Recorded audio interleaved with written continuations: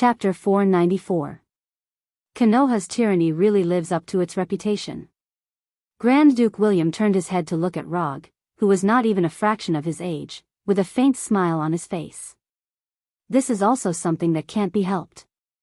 If Konoha is not tyrannical, it will not be able to suppress those monsters in the dark. Rog replied with a smile. Looking at Rog, whose expression did not change, and who completely grasped the initiative, Grand Duke William did not speak. He picked up the sake in front of him and slowly took a sip. Along with Grand Duke William's silence, the small dining hall fell into a strange silence. The slight sound of the restaurant's chef making sushi became the only source of sound in the restaurant at this time. After a few minutes of silence, Grand Duke William spoke again. The matter of the sacred tool is of great importance. I need to discuss it with the other Grand Dukes before I can decide. No problem, I'll give you 3 days.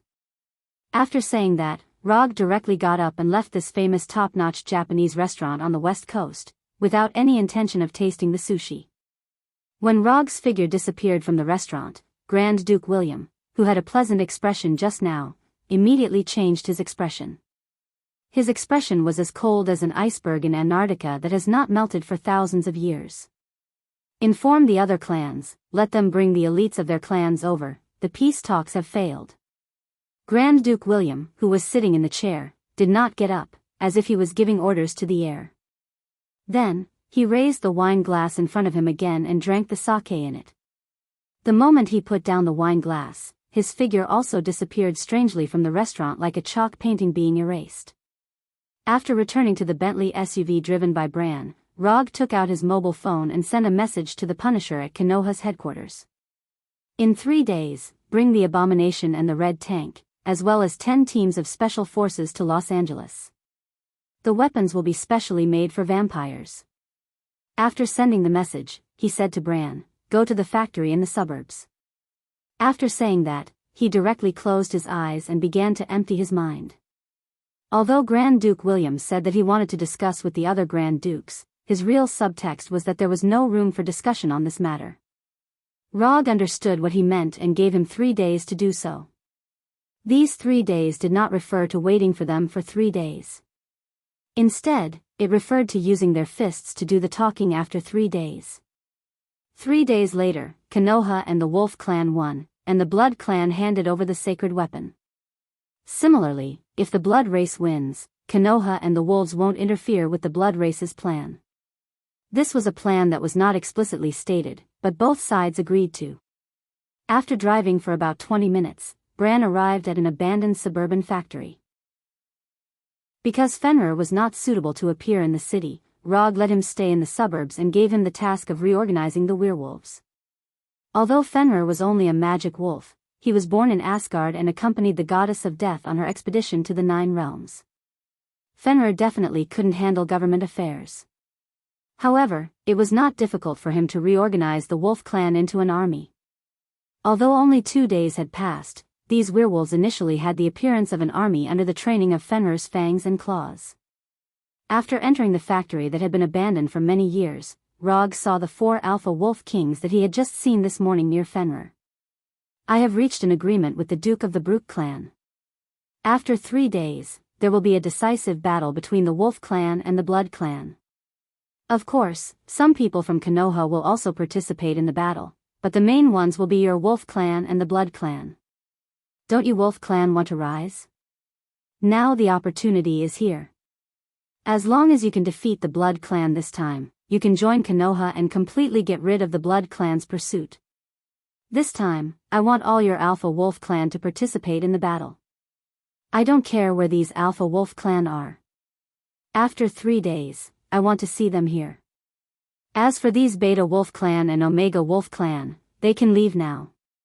Rog said his request directly. This was also a small test for the Wolf Clan. If the Wolf Clan can't complete this test with the help of Konoha, then there are only 2 paths in front of them. One is to be chased to death by the Blood Clan, and the other is to be thrown to the Tatooine planet as a labor. Rog-sama, isn't this a bit too risky? All the Alpha Wolf Clan will participate in the battle. If the losses are heavy, our Wolf Clan will really have no resistance. After Rog finished speaking, an alpha wolf king named Michael came in front of him and said, "This alpha wolf king named Michael is the oldest of all the alpha wolf kings and the most timid one." During the day in the hotel, Rog confirmed this. "I may not have told you very clearly during the day, but I will tell you again. Whether you want to get the protection of Konoha or become a part of Konoha, what you have to do is to obediently listen to my instructions and not question my decisions, understand?"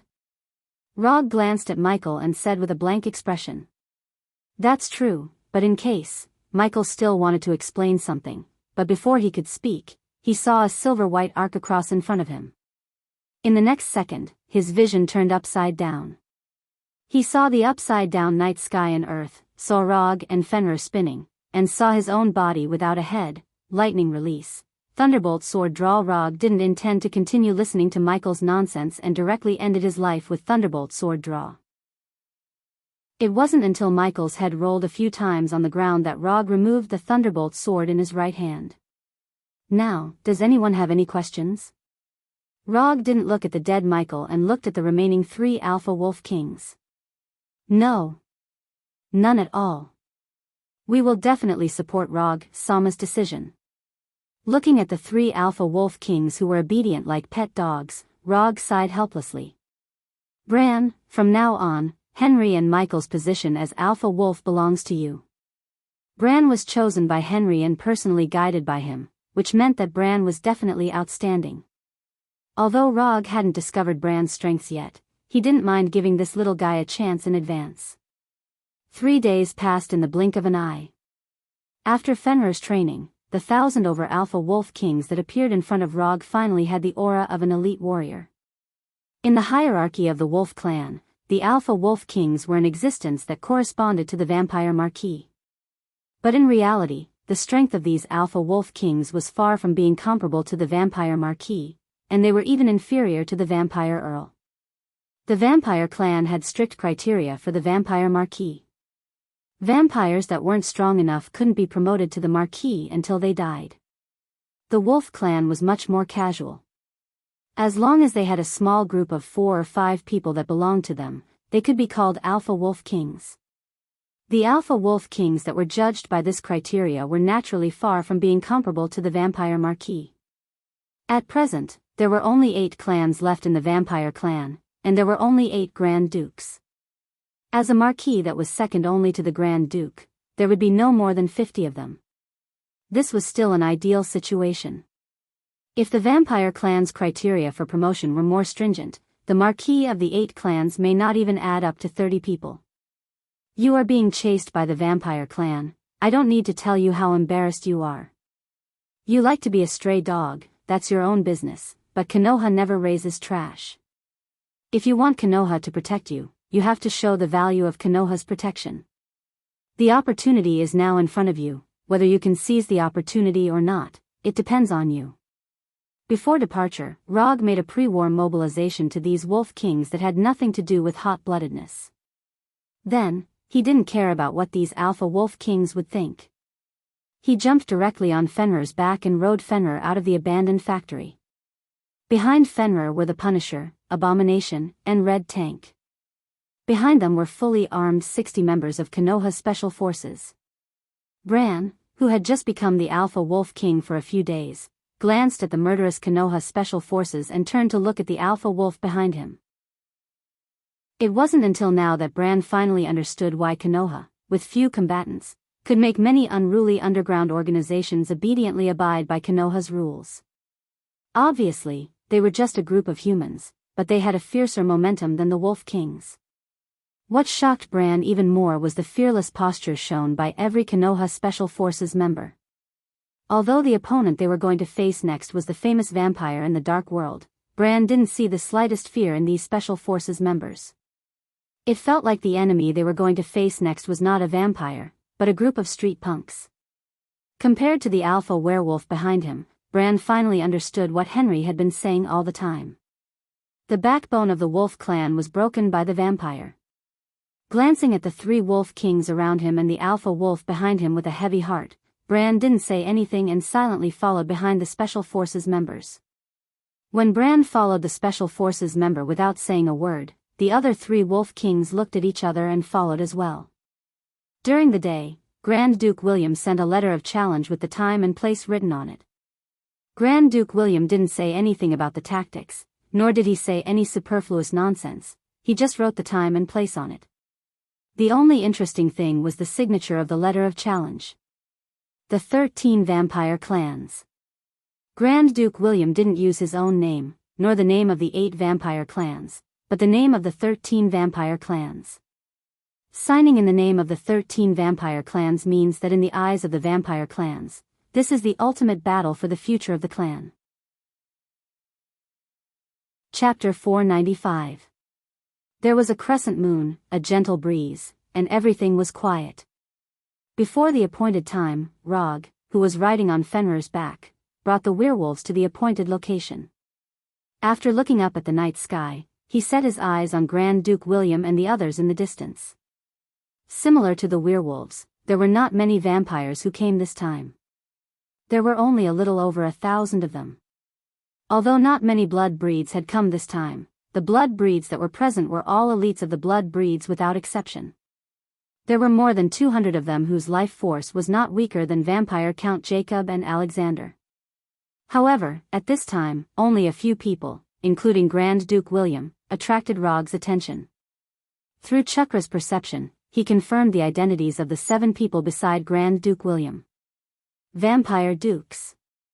To be precise, they were the dukes of the other 7 clans. There were 8 vampire dukes and more than 1,000 vampire elites. Now, those who appeared in front of Rog and the werewolves were not the peak combat power of the vampires, but they were not far from it. While Rog was observing the situation on the vampires' side, Grand Duke William and the others were also silently observing Konoha and the werewolves. Grand Duke William and the others were not surprised that Rog only brought a little over 1,000 werewolves. 2 days ago, they already knew that Rog only left the alpha werewolves behind. Since both sides had arrived, the next thing to do was naturally to start fighting. Whether it was Rog, Grand Duke William, or the other vampire dukes, none of them had the intention to challenge before the battle. They raised their right hands tacitly and then waved it down. Da-da-da-da-da, awoo. Awoo. Awoo. The howls of the werewolves and the endless gunshots rang out at the same time, breaking the silence of the night. The vampires who used firearms and weapons pulled the trigger almost at the same time as Konoha's special forces.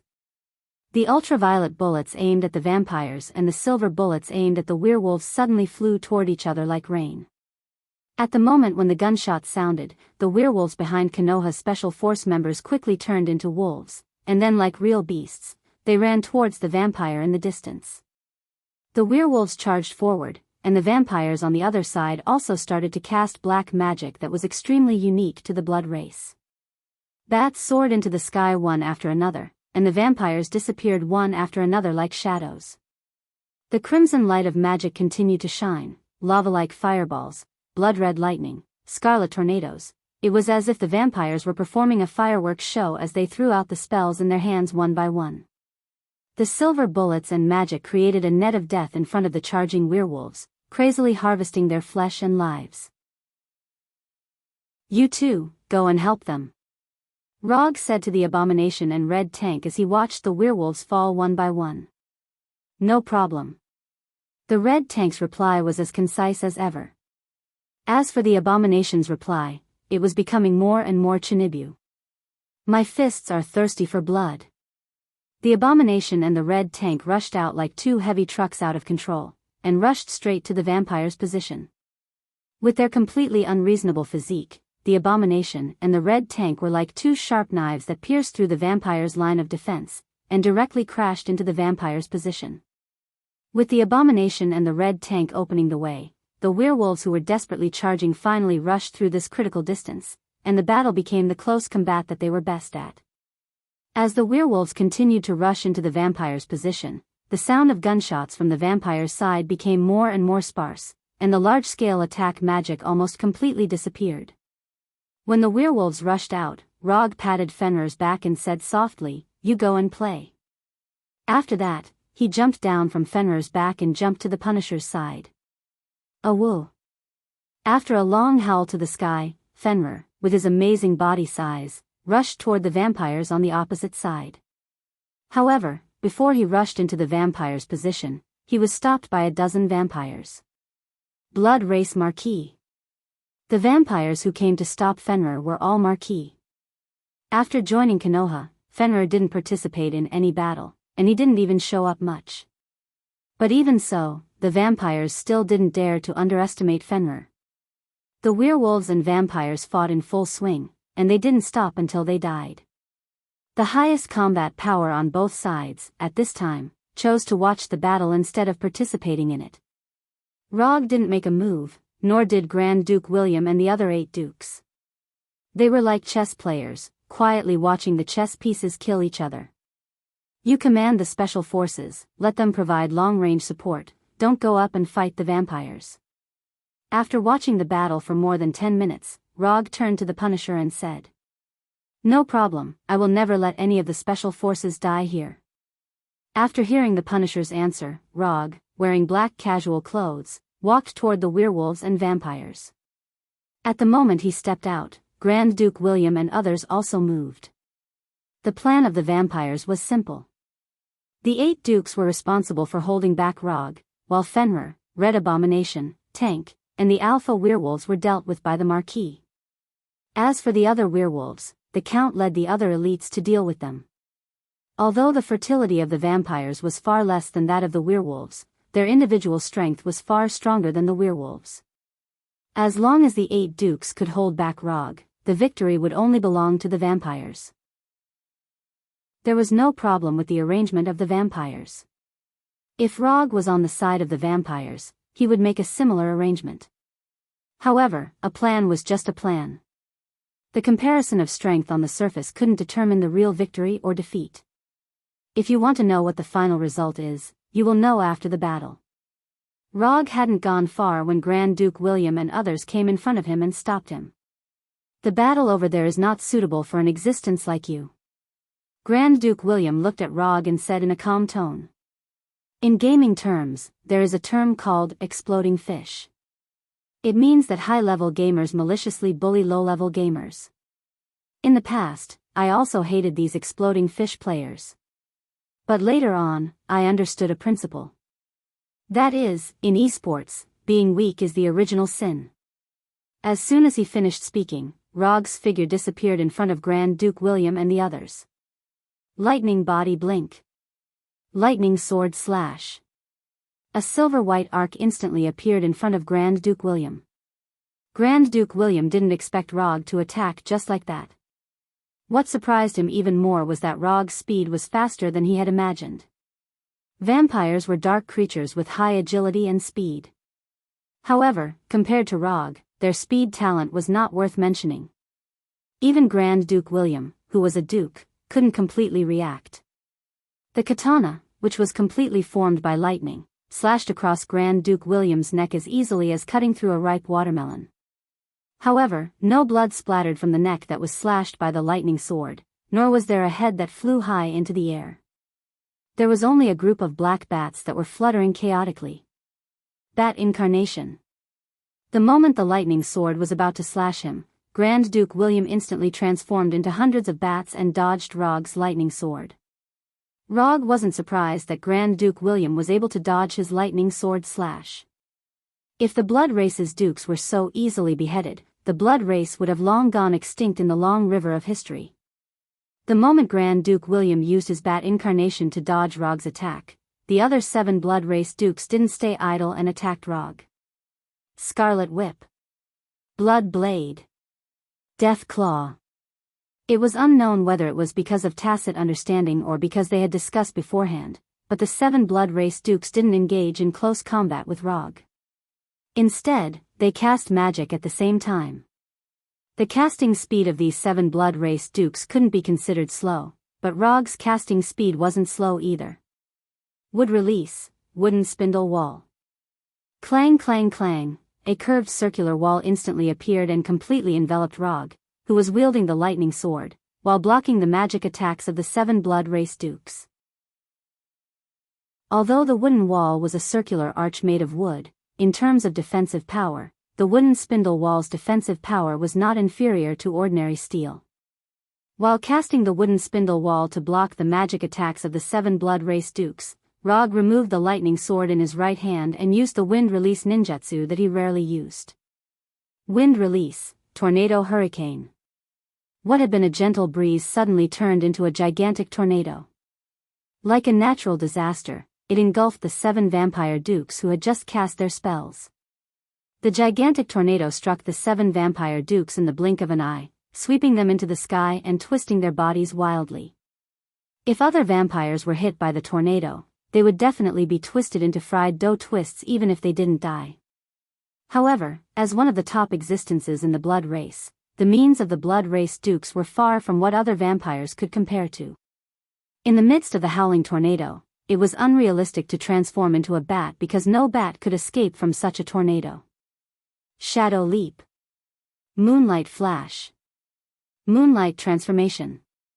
It had to be admitted that the blood race was several streets ahead of the werewolves in terms of magic talent and magic inheritance. Magic that was incomparably difficult for others was a piece of cake for the blood race dukes. Relying on different flash magic and evasion magic, the 7 blood race dukes all got rid of the tornado's attack. However, this was far from the end. As soon as the 7 blood race dukes got rid of the tornado, they saw Rog suddenly appear on the wooden spindle wall. Wind release, vacuum chain wave. Before they could react, dozens of sickle weasel-like transparent wind blades came in front of them. The blood race dukes were indeed good at magic, but Rog was also proficient in ninjutsu. Chapter 496. Not only were the 7 vampire dukes attacked by the sickle weasel-like wind blades, but even the bats that Grand Duke William had transformed into were also hit. Whoosh! Sharp cutting sounds rang out one after another. Shredded clothes and broken limbs flew up in a disorderly manner. Although these vampire dukes had speed and reaction that were far beyond that of ordinary people, none of them noticed that Rog's white eyes had turned into a blood-red color that was very similar to theirs. 3 Tomo Sharingan. When wind release, tornado hit these vampire dukes, Rog opened his Sharingan. With the Sharingan's unparalleled dynamic vision and rich experience honed over many years of combat, Rog accurately predicted the landing spot of these vampire dukes and used wind release, vacuum renbwa in advance. Whether it was tornado or vacuum renbwa, they were not particularly powerful wind release ninjutsu. But as long as they were used properly, even the most basic ninjutsu could produce an effect beyond imagination. After the end of vacuum renbwa, Rog did not continue to use ninjutsu. Instead, he stood calmly on the arch of the wooden spindle wall and looked at these vampire dukes with a smile.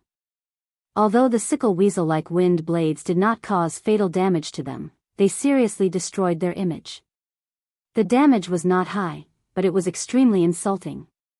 In addition to Grand Duke William, the other 7 vampire dukes had similar thoughts. Their clothes were messy, and their hair was messy. Coupled with the wounds that had not been completely healed and the blood stained on their bodies, these vampire dukes were as embarrassed as they could be.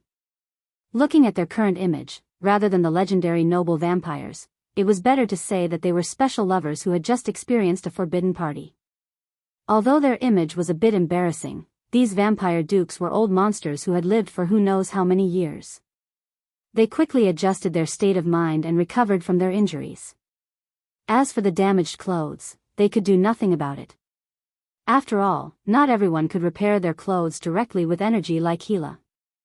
The warm-up is over, it's time to start the real show. Rog ignored the cold eyes of the vampire dukes and jumped down from the wooden spindle wall, summoning the Kusanagi sword. Don't blame me for not reminding you. If you get injured, it's not something that can be recovered by consuming some energy. As soon as his voice fell, Rog summoned the orange-red hellfire and let it wrap around the Kusanagi sword. The moment the hellfire appeared, the countenances of Grand Duke William and the others turned extremely grim. As dark creatures, not only were they familiar with hellfire, but they were also very familiar with it. Although Johnny was the only ghost rider still alive, there had been more than one in the past. It is said that after the flood, God discovered that the sinful nature of man had not changed. However, he had promised that he would no longer use cruel means like the Great Flood to punish humans. Therefore, he developed and created the second batch of spirits of vengeance, which were called living weapons. He let the spirits of vengeance supervise the evil nature of humans. The spirit of vengeance descended from heaven in the form of a rain of fire and fused with the soul of its human host. In the end, it evolved into a ghost rider and shouldered the responsibility of cleansing the sins of the mortal world. Although Johnny also had the spirit of vengeance, he was a special kind of ghost rider. Because in his body, there was still the power of the elemental demon Lord Zartanos. Note 1, Ghost Riders were knights who cleansed the sins of the mortal world, but this didn't mean that they would only attack humans. Compared to humans, dark creatures like vampires and werewolves were more to the Ghost Riders' liking. Therefore, in the past few thousand years, the vampires had been harassed by Ghost Riders. But later on, for some unknown reason, the Ghost Riders disappeared one after another, and the vampires finally escaped the fate of being hunted down by the Ghost Riders. Although the Ghost Riders had disappeared, the deep memories left behind by Hellfire wouldn't disappear just like that. Lightning Body Blink. Rog wasn't interested in explaining Hellfire to Grand Duke William and the others, and once again used Lightning Body Blink. Although he had also disappeared, this time, Grand Duke William and the others were finally able to see Rog's route clearly. The Hellfire wrapped around the Kusanagi sword was like a guiding line, leaving behind an orange-red arc in the air. Of course, Rog knew that Hellfire would leave traces in the air, but he didn't take it to heart at all. Because seeing it didn't mean that he could block it. It was like seeing an afterimage left behind by an enemy who was too fast. Although he could see the afterimage, he couldn't keep up with the enemy's speed. After appearing in front of a vampire duke as if he had teleported, Rog didn't hesitate and directly swung the Kusanagi sword in his hand. Facing the Kusanagi sword wrapped in Hellfire, the vampire duke didn't dare to be careless and hurriedly retreated. In the past, the vampires who had died tragically under Hellfire had used their lives to leave behind an incomparably valuable advice for the vampires. That was, there was no need to try to use blood magic to resist Hellfire. Whether it was an energy shield like the blood shield or a physical defense like the earth wall, it was impossible to block Hellfire's attack. This had nothing to do with whether energy or physical matter could block Hellfire. It was purely because Hellfire restrained the vampire's blood power. In front of Hellfire, blood power was like butter thrown into a pot of oil. It melted on a whim and didn't give any face at all. The vampire Duke Rog chose first wasn't the weakest among the 8 dukes, but he wasn't the strongest either. What was more troublesome was that he wasn't the fastest. In front of Rog, who had used Lightning Body Blink, the vampire's pride and speed was like that of an ordinary human. Chi!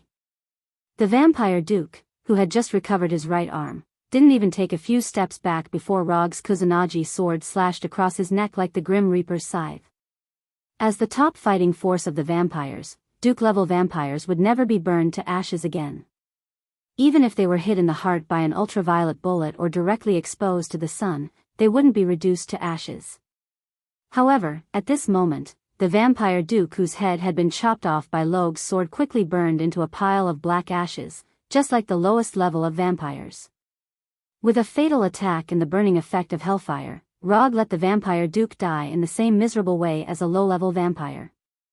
First one. After dealing with the vampire duke, Rog said softly in a voice that Grand Duke William and the others could hear. Fried fish.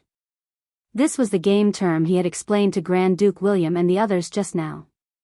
However, what Grand Duke William and the others didn't know was that the fried fish Rog was talking about wasn't him bullying the marquises or count-level vampires, but the 8 vampire dukes. Bullying the marquises and counts was fried fish to him. Bullying the dukes like Grand Duke William was also fried fish. Since they were all fish, there was no need to care too much about the level of the fish. After all, in front of kings, silver and gold were the same. Wait, maybe we can talk again. After watching a vampire duke die in Rog's hands, Grand Duke William realized how big the gap was between them and Rog. Talk again? I gave you a chance 3 days ago, but unfortunately, you didn't cherish it. As soon as he finished speaking, Rog disappeared again. Just as Grand Duke William was about to look around to see which duke would be chosen by Rog appeared in front of him like a ghost. Among these dukes, Grand Duke William was the only vampire duke who had dealt with Rog. However, this didn't mean that Rog would have any friendship with him and exclude him from the list of targets. Although Grand Duke William didn't expect to be Rog's second target, his reaction speed wasn't slow at all. In fact, he was even faster than the dead duke. In terms of strength, Grand Duke William was definitely the strongest among the 8 dukes. The Brook clan was the clan that was best at fighting among the blood breeds. As the Duke of the Brook clan, Grand Duke William's combat experience and skills were naturally the strongest among the Brook clan. Just as the Kusanagi sword was about to hit him, Grand Duke William made a decision that even Rog praised.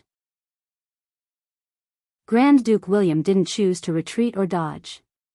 Instead, he took the initiative to step forward and close the distance between himself and Rog.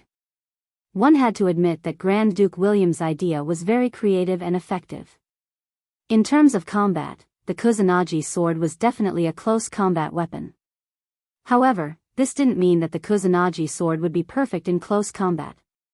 When the distance was shortened to the point where they were almost face to face, the Kusanagi sword would be limited by the distance and unable to display the effects it should have. This was also why a dagger was more useful than a sword in a real close combat. Relying on this method of closing the distance, Grand Duke William perfectly avoided the Kusanagi sword attack and blocked Rog's right hand with his left hand. Interesting. Looking at Grand Duke William, who was only 20 or 30 centimeters away from him, Rog once again praised Grand Duke William's combat intuition and fighting skills.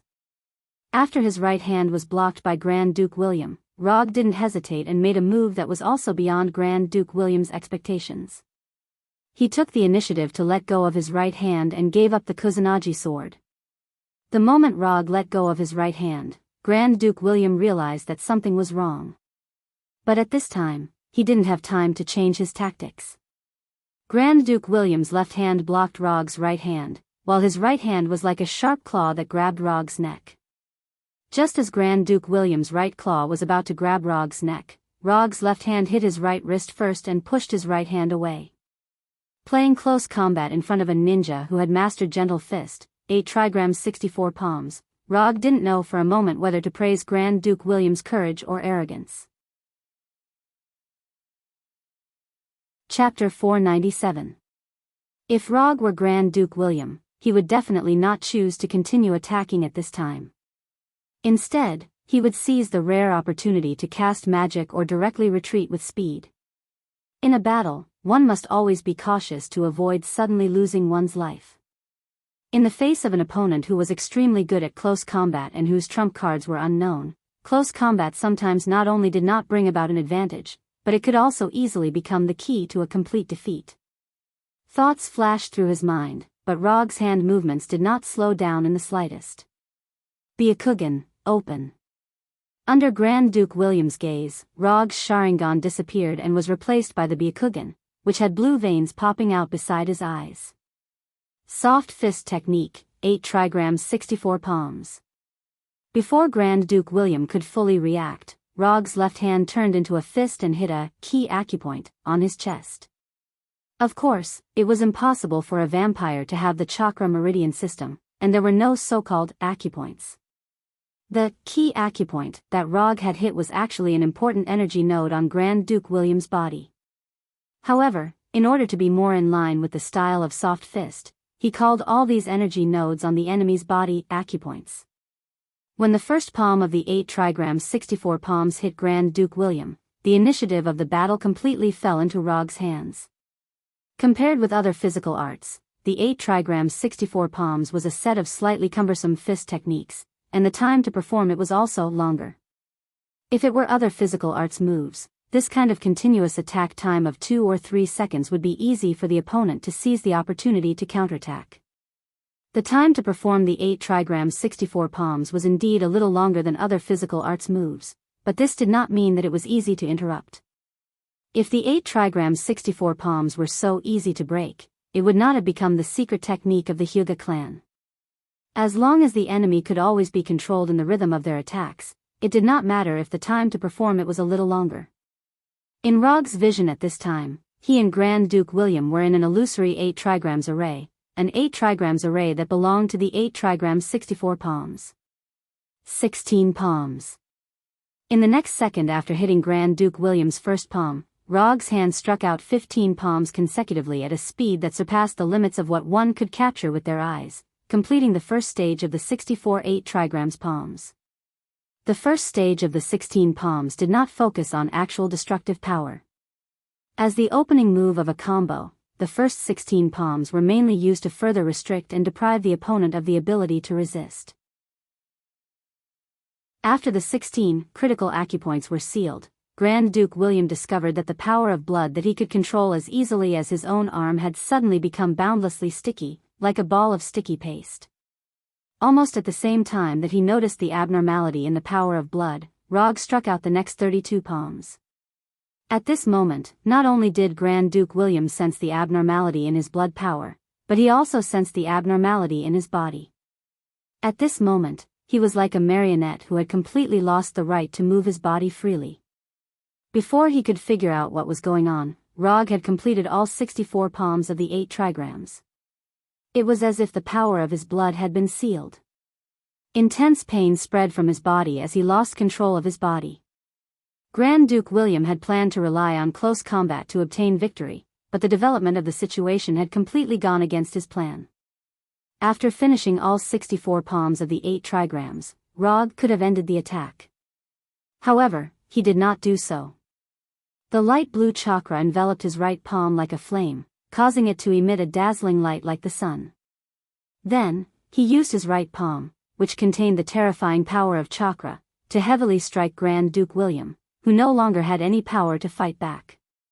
8 trigrams, mountain smashing strike. Rog's right palm was like a laser cannon, shooting out a huge light blue laser beam.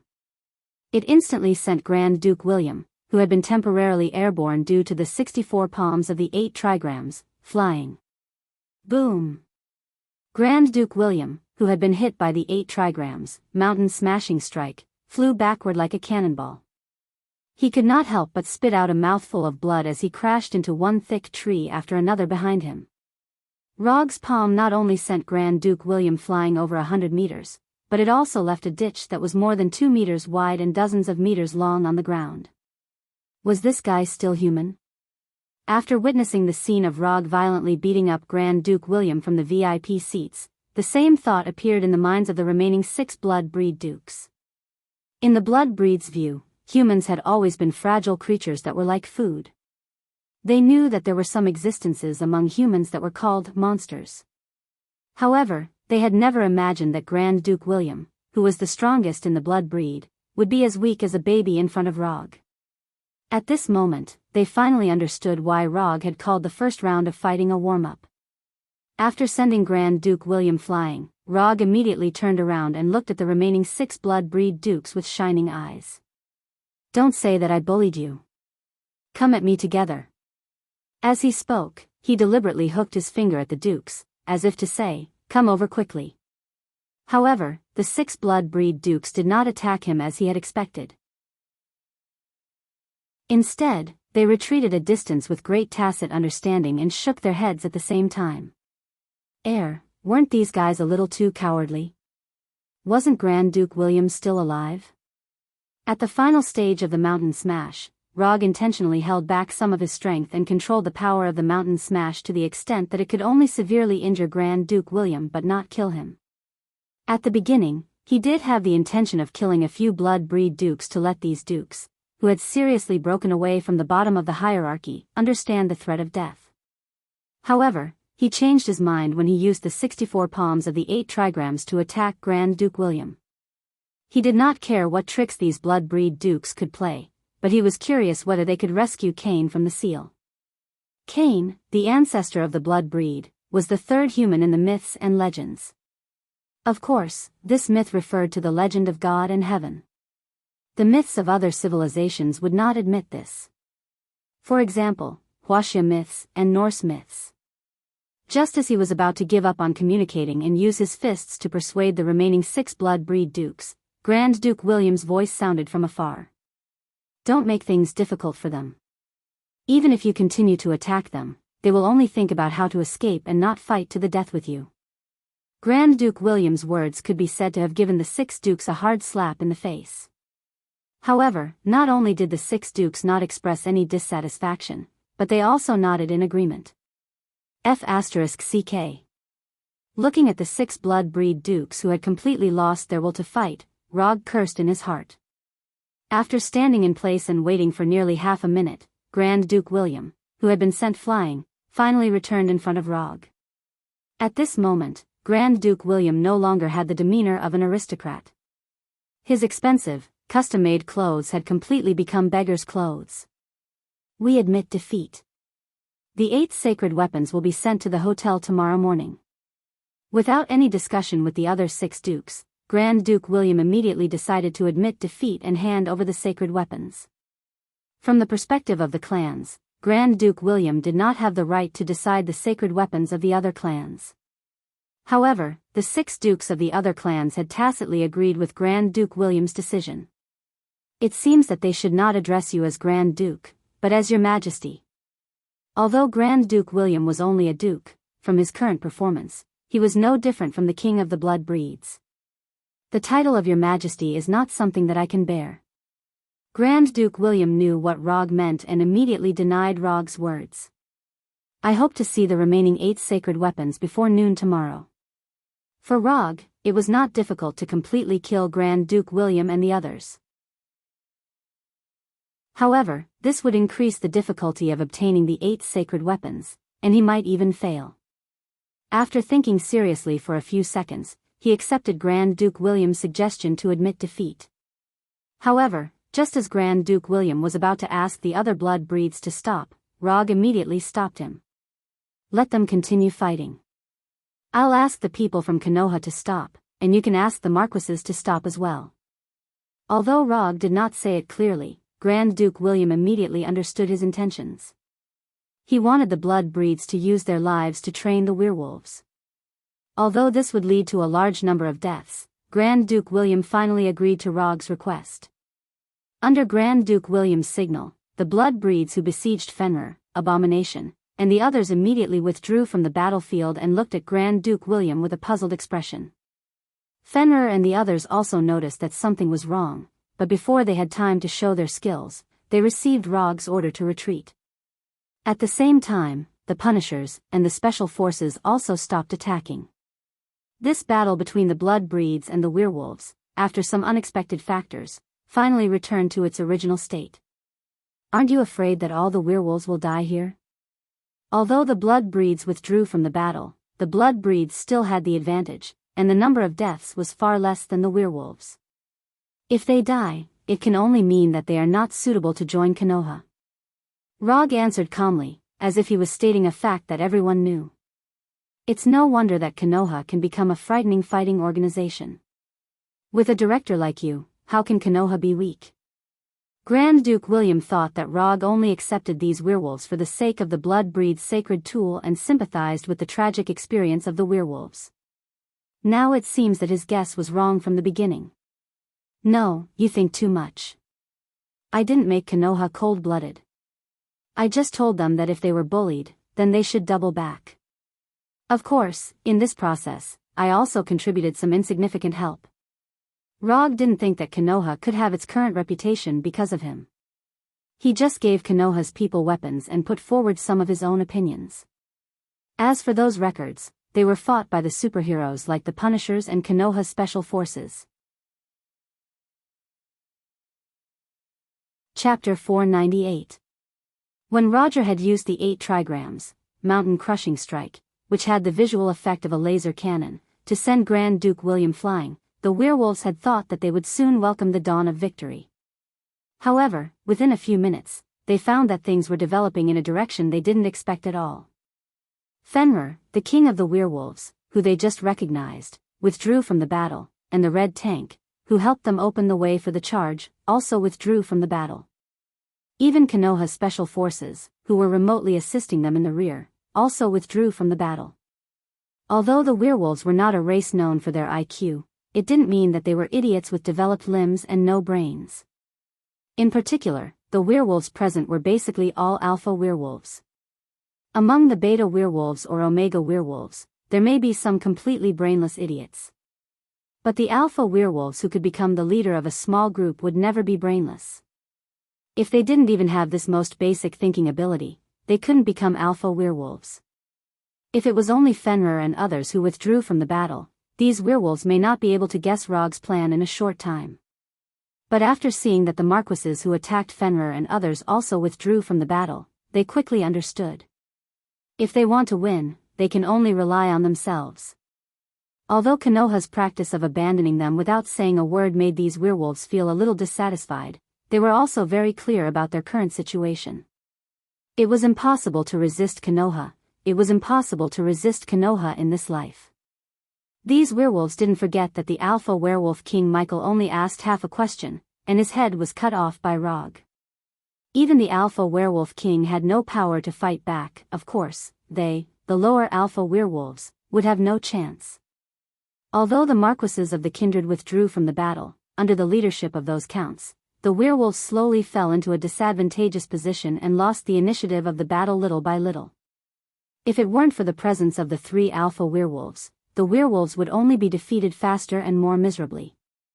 Although Bran inherited the position of alpha werewolf king of Henry and Michael, his strength didn't keep up with his status. Now, he was still an alpha werewolf. At best, he could only be regarded as a relatively good alpha werewolf. As time passed, more and more werewolves fell, and the vampires' attacks became more and more lethal. This was especially true for the vampire counts who had mastered magic. They were like messengers of death, harvesting the lives of the werewolves in a frenzy. 3 minutes after Fenrir and the others left the battle, the number of fallen werewolves exceeded 100. In addition to the werewolves who had died in battle, there were over 400 werewolves who would forever remain on this land. Are you sure you want to continue? They are about to completely lose their will to fight. Grand Duke William calmly asked Rog as he looked at the battlefield with an indifferent expression. Looks like we're seeing something different. What I see isn't a group of werewolves who have lost their will to fight, but a group of werewolves who are about to explode. In terms of casualties, the werewolves' death rate had reached a shocking 1/3. However, Rog did not intend to end things here. When he was playing strategy games, he had a bad habit, which was that he would only use a large amount of resources to cultivate high-level troops. In his strategic system, there was no such thing as a basic troop class. Therefore, he would only cultivate a small number of high-level troops, and then they would be completely destroyed by the opponent's mixed forces composed of high-level and high-level troops. He knew that this habit was not good, but so far, he has no plans to change this habit for the time being. This can also be seen from the number of Konoha's special forces. Konoha's intelligence agency, a violent organization that has used force to defeat many opponents, has only a little over 300 combatants so far. More than 200 special forces members who have been strengthened by extremists once, plus more than 60 Umbu members who have been strengthened twice. These more than 300 people are Konoha's conventional armed forces. If Rog remembers correctly, the number of police officers in a New York police station is about 360 people. Note 1. This is still under the premise that only police officers are counted. If civilian personnel are included, there are more than 550 people in a New York police station. Although Secretary of State Ross has been reminding Rog openly and secretly that he can increase the number of Konoha's special forces appropriately, he has never done so. Perhaps it is precisely because of his unreasonable insistence that Konoha's special forces have the combat effectiveness of any agency in the United States. Not to mention compared with ordinary agents or army soldiers, even compared with the famous SEALs, Konoha's special forces can easily defeat enemies 10 times their own number. The reason why Rog remembered it so clearly was that Secretary of State Ross had arranged a meaningless battle before. A Konoha Special Forces team of 6 people fought against 10 SEALs combat squads of 8 people. The result was obvious: Konoha Special Forces won easily, and it could even be regarded as a crushing victory. Since that time, Ross has never talked to Rog about increasing Konoha's special forces. Before setting off from the abandoned factory tonight, Rog roughly speculated how many werewolves could return alive. More than 300. According to his estimations, only 300 or so werewolves would be able to leave this place alive.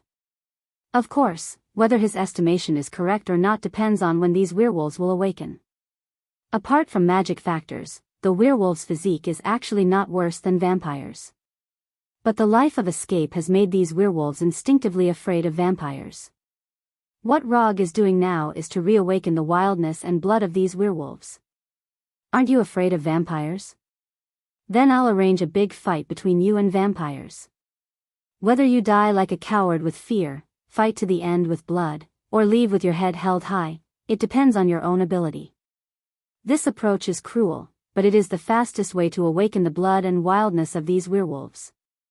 Time continued to pass, and the werewolves continued to die, although these werewolves also took the lives of some vampires. Compared to the number of werewolves, the number of vampires who died was less than 1/3 of theirs. Soon, the number of werewolves dropped from more than 800 to more than 700. Then, from more than 700, it dropped to more than 500. Although he was quite a distance away from the battlefield, Rog could clearly smell the scent of blood that was blown by the night wind. If he could smell the scent of blood even though he was almost 100 meters away from the battlefield, the werewolves in the center of the battlefield would of course be even more aware. Just as the number of werewolves was about to drop below 500, a werewolf covered in blood suddenly let out a howl filled with indignation and anger. It's actually him? Henry really has a good eye. This werewolf howling crazily as if he had completely lost control was none other than Bran, who was once heavily groomed by Henry. Through the Byakugan, Rog could see Bran's blood-red eyes. He could see his growing fangs and claws. He could also see the inhuman aura that belonged to a beast. Under the immense pressure of death and the unwillingness of his own kind being slaughtered, Bran crossed the natural chasm between Alpha Werewolf and Alpha Wolf King, and was promoted to Alpha Wolf King. Before the vampires could react, Bran, who had completely awakened his wildness, charged towards them like a ghost. What followed was a primitive and bloody show of slaughter. Broken limbs, severed arms, heads, organs, the newly promoted Alpha Wolf King Bran was like a meat grinder, crazily shredding the vampires in front of him. Vampire Baron, dead. Vampire Viscount, dead. Vampire Count, dead. In front of Bran, no vampire could escape his fangs and claws. One by one, they went to hell. Bran's sudden awakening not only allowed him to obtain strength and speed far surpassing before, but more importantly, he awakened the other werewolves. Wolf howls filled with anger and unwillingness sounded one after another. One by one, the werewolves opened the door of wildness that originally belonged to them, but was personally closed by them. Although the wolves in the zoo and the wolves in the wild were both wolves, the difference between them was at least 10 huskies. A wolf without wildness and blood was just a pet dog with the appearance of a wolf. In 10 minutes, call a halt to the battle. Rog said to Duke William and Fenrir beside him as he looked at Bran, who had transformed into a bloodthirsty beast, with satisfaction. After planning for so long, he finally saw the werewolf troops he wanted. 10 minutes was not long, but it was not short either. It mainly depended on whether you were the one being beaten or the one being beaten in these 10 minutes. When the 10-minute countdown ended, Grand Duke William and Fenrir stopped the vampires and werewolves fighting at the same time. However, one of them used magic to transmit his voice, and the other directly looked up to the sky and howled. Although still unwilling, Bran, who had just been promoted to Alpha Wolf King, did not completely lose his mind. In accordance with Fenrir's howl, he stopped his attack. Remember to send the sacred tool tomorrow. After reminding Grand Duke William again, Rog jumped on Fenrir's back and rode Fenrir to the remaining werewolves. Looking at the werewolves, who were panting but still exuding a majestic killing intent, Rog nodded with satisfaction and slowly said, "Welcome to Konoha."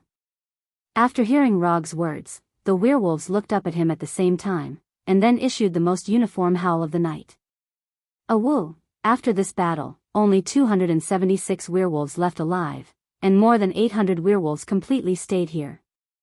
However, they were not alone, because there were more than 600 vampires who were sleeping here with them. Chapter 499. In terms of the number of deaths, the werewolves were undoubtedly the loser in this battle. But whether it was Rog or the surviving werewolves, they didn't think that they had failed. In the case of a numerical disadvantage, they had an exchange ratio of 1-0. 75 with the vampires, who had oppressed them for many years. For the werewolves, this was a brilliant victory that they had never imagined before.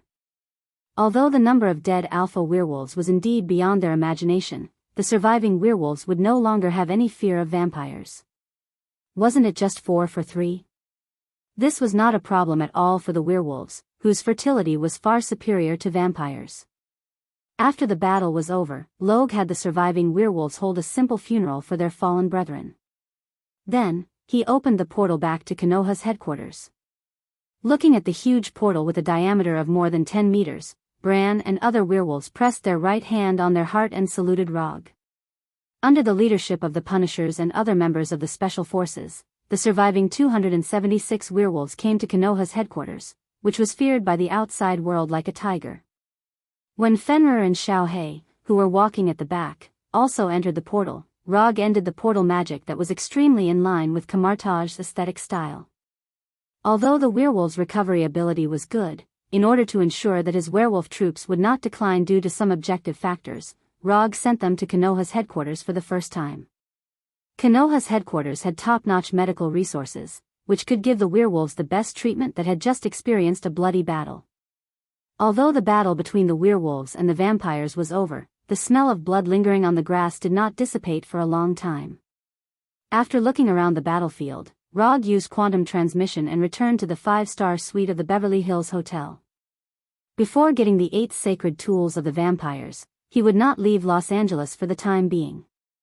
The next morning, Rog had just finished breakfast in the hotel's restaurant when he saw that a messenger, sent by the vampires. "Mr. Rog, good morning. My name is Peter, and I was sent by Grand Duke William to deliver a gift. The Grand Duke's gift has now arrived at the hotel parking lot. Do you want to receive it in the parking lot or directly to your room?" The messenger sent by Grand Duke William at this time was a young vampire who looked to be in his early 20s. Rog saw Peter last night. If he remembered correctly, Peter was one of the vampire marquises who attacked Fenrir last night. He was already a vampire marquis at such a young age. This vampire named Peter's future was limitless. After looking at Peter, Rog casually said, "Send it directly to my room." "Okay." After receiving Rog's reply, Peter didn't stay any longer. He immediately left the dining hall and ordered the accompanying vampires to deliver the box containing the sacred weapon to Rog's room. Although they were of the vampires of the vampires, it of the vampires of the vampires of the hotel of the vampires of vampires. After sending all the sacred artifacts to Roger's room, Peter did not immediately leave the hotel. Instead, he returned to the restaurant. "Mr. Rog, the Grand Duke's gift has all been sent to your room. The Grand Duke specially instructed me to give it to you. I hope you can accept it." After saying that, Peter, who was wearing an expensive custom-made suit, took out a pure black business card from the pocket of his jacket and handed it to Rog with both hands. This pure black business card looked just like a piece of black paper. But after really getting it in his hands, Rog discovered that this business card was actually a kind of black metal he had never seen before. Not only that, but there were also magic fluctuations on the business card. Unlike other business cards, this black business card did not have any name or contact information on it. There was only a slightly complicated imprint. A solidified communication magic array. Interesting, is this the foundation of the vampires? Although Logue wasn't a professional mage, his knowledge of magic wasn't weak. Just by simply observing a few magic patterns on the imprint, he inferred the real function of this business card.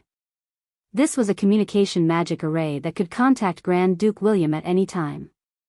Of course, Grand Duke William could also contact Rog in reverse. "I'll accept the gift. Thank Grand Duke William for his generosity on my behalf." Although Peter was a vampire marquis specially arranged by Grand Duke William to deliver the vampires of the vampires of the vampires, it was not difficult to infer from Peter's previous words that he did not know what these so-called gifts were. "Okay, then I'll take my leave first." After bowing slightly to Rog, Peter left the restaurant and left the hotel with the accompanying vampires. Evil key, decayed bracelet, magic puppet, blood cup, spirit staff, soul ring, punishment axe, illusion mirror. After returning to the hotel suite, Rog checked the vampires of the vampires sent by Grand Duke William. There was nothing wrong with the vampires, but the vampires of the corpse hand, which he was most curious about, was not among them. The corpse hand was said to be the left hand of Cain, the ancestor of the vampires. Because the secret of the world was hidden in his hand, it was cut off. As for whether the person who cut off the left hand was Cain himself or someone else, it was unknown. In addition to the bone harp, butcher's knife, ghost lantern, and poison bottle obtained from the werewolf, Rog now has 12 of the 13 vampires of the vampires. To some extent, he should be the first person to collect the 12 vampires of the vampires after the birth of these vampires. Although he did not collect all the 13 vampires, he was quite satisfied to be able to do this to this extent. As for the corpse hand, whose whereabouts were unknown, he did not care too much about it. Even if he could not find it, it was not a particularly troublesome matter. As long as the vampires can rescue their ancestor Cain from the sealed land, the corpse hand can make another one. Isn't it just Cain's left hand? Just cut it off.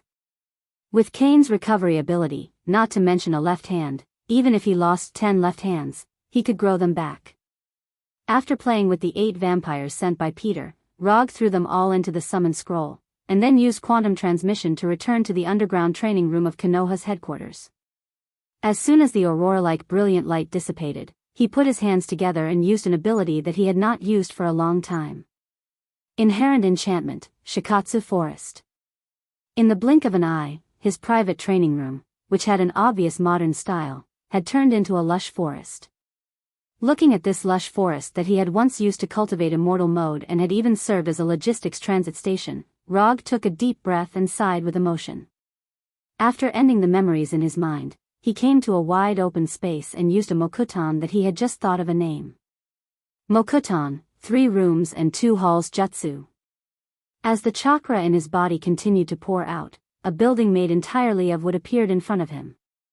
Building a house with mokuton was not his original idea. A ninja who inherited mokuton and did not want to reveal his name once invented a mokuton ninjutsu that used mokuton to build a house. At this time, Rog was just using the idea of this ninja. However, he did not completely use the architectural style of that ninja, but used the style of the Hall of Supreme Harmony in the Forbidden City of China. In other words, he directly copied the Hall of Supreme Harmony. Except for the color that was not the classic red and yellow, the building that appeared in front of Rog was exactly the same as the Hall of Supreme Harmony in his memory. There were 11 rooms wide, 5 rooms deep, 64. 24 meters long, 37 meters wide, 26. 92 meters high, and the building area was 2,377 square meters. Note 1, there seems to be something wrong. With his precise control, Rog can be sure that the Hall of Supreme Harmony he copied will not have too much error. But he doesn't know why, he always felt that something was wrong. It's not a problem with the color, it's the kind of place that is obviously conspicuous, but you can't pay attention to it for a while. After frowning and seriously recalling for a few minutes, Rog finally knew what the problem was. Platform base. It's the lack of a platform base. Since his own Earth release is not very good, Rog directly gave up the idea of using Earth release to create a platform base, but continued to use mokuton. When the platform base completely made of wood was completely formed, the Hall of Supreme Harmony in front of him was finally completed. After happily admiring his mokuton, Hall of Supreme Harmony, he walked up the wooden steps to the Hall of Supreme Harmony and pushed open the door. Although the structure of the main hall was the same as in his memory, there weren't as many fancy things. For example, he didn't create the emperor's throne that represented feudal rule. After entering the main hall, the first thing he saw were 2 rows of parallel wooden tables. After arriving at the innermost table on the left, he took out the reality Rubik's Cube containing the gem of reality and placed it on the specially designed table.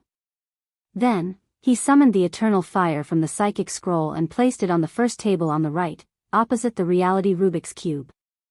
After placing the Eternity Fire on the table, he summoned a golden disc from the mediumship scroll and placed it on the second table on the right. Then, he permanently peeled off a part of the hellfire that he plundered from Ghost Rider Johnny and placed it on the disc, allowing the hellfire to burn like the eternal fire. After doing all this, he directly left the main hall, randomly picked a room on the left side of the main hall, and placed the 12 holy artifacts of the Blood Kindred there. For the Blood Kindred, these holy artifacts were incomparably precious. But for Rog, these holy artifacts were just ordinary collectibles that had just surpassed the standard of his collection. If he placed these 12 holy artifacts in the main hall, not only would it be an insult to the Gem of Reality and the Eternal Fire, but it would also be an insult to the Hall of Supreme Harmony. That's right, the Hall of Supreme Harmony. After using Mokuton to create the platform base of the Hall of Supreme Harmony, he decided on the real name of this ninjutsu. Mokuton, Hall of Supreme Harmony. In addition to the 12 holy artifacts of the Blood Kindred, he also placed the Hell Scroll that he hadn't officially signed with Mephisto in this room. Then, he returned to the main hall of the Hall of Supreme Harmony and seriously looked at the 3 collectibles, the Gem of Reality, the Eternal Fire, and the Hellfire. Although he didn't have many collectibles now, he believed that sooner or later, he would be able to fill all 12 tables in the main hall. Because now, he had already determined the next collectibles in the main hall. The Crown of the Flame Giant Surtur.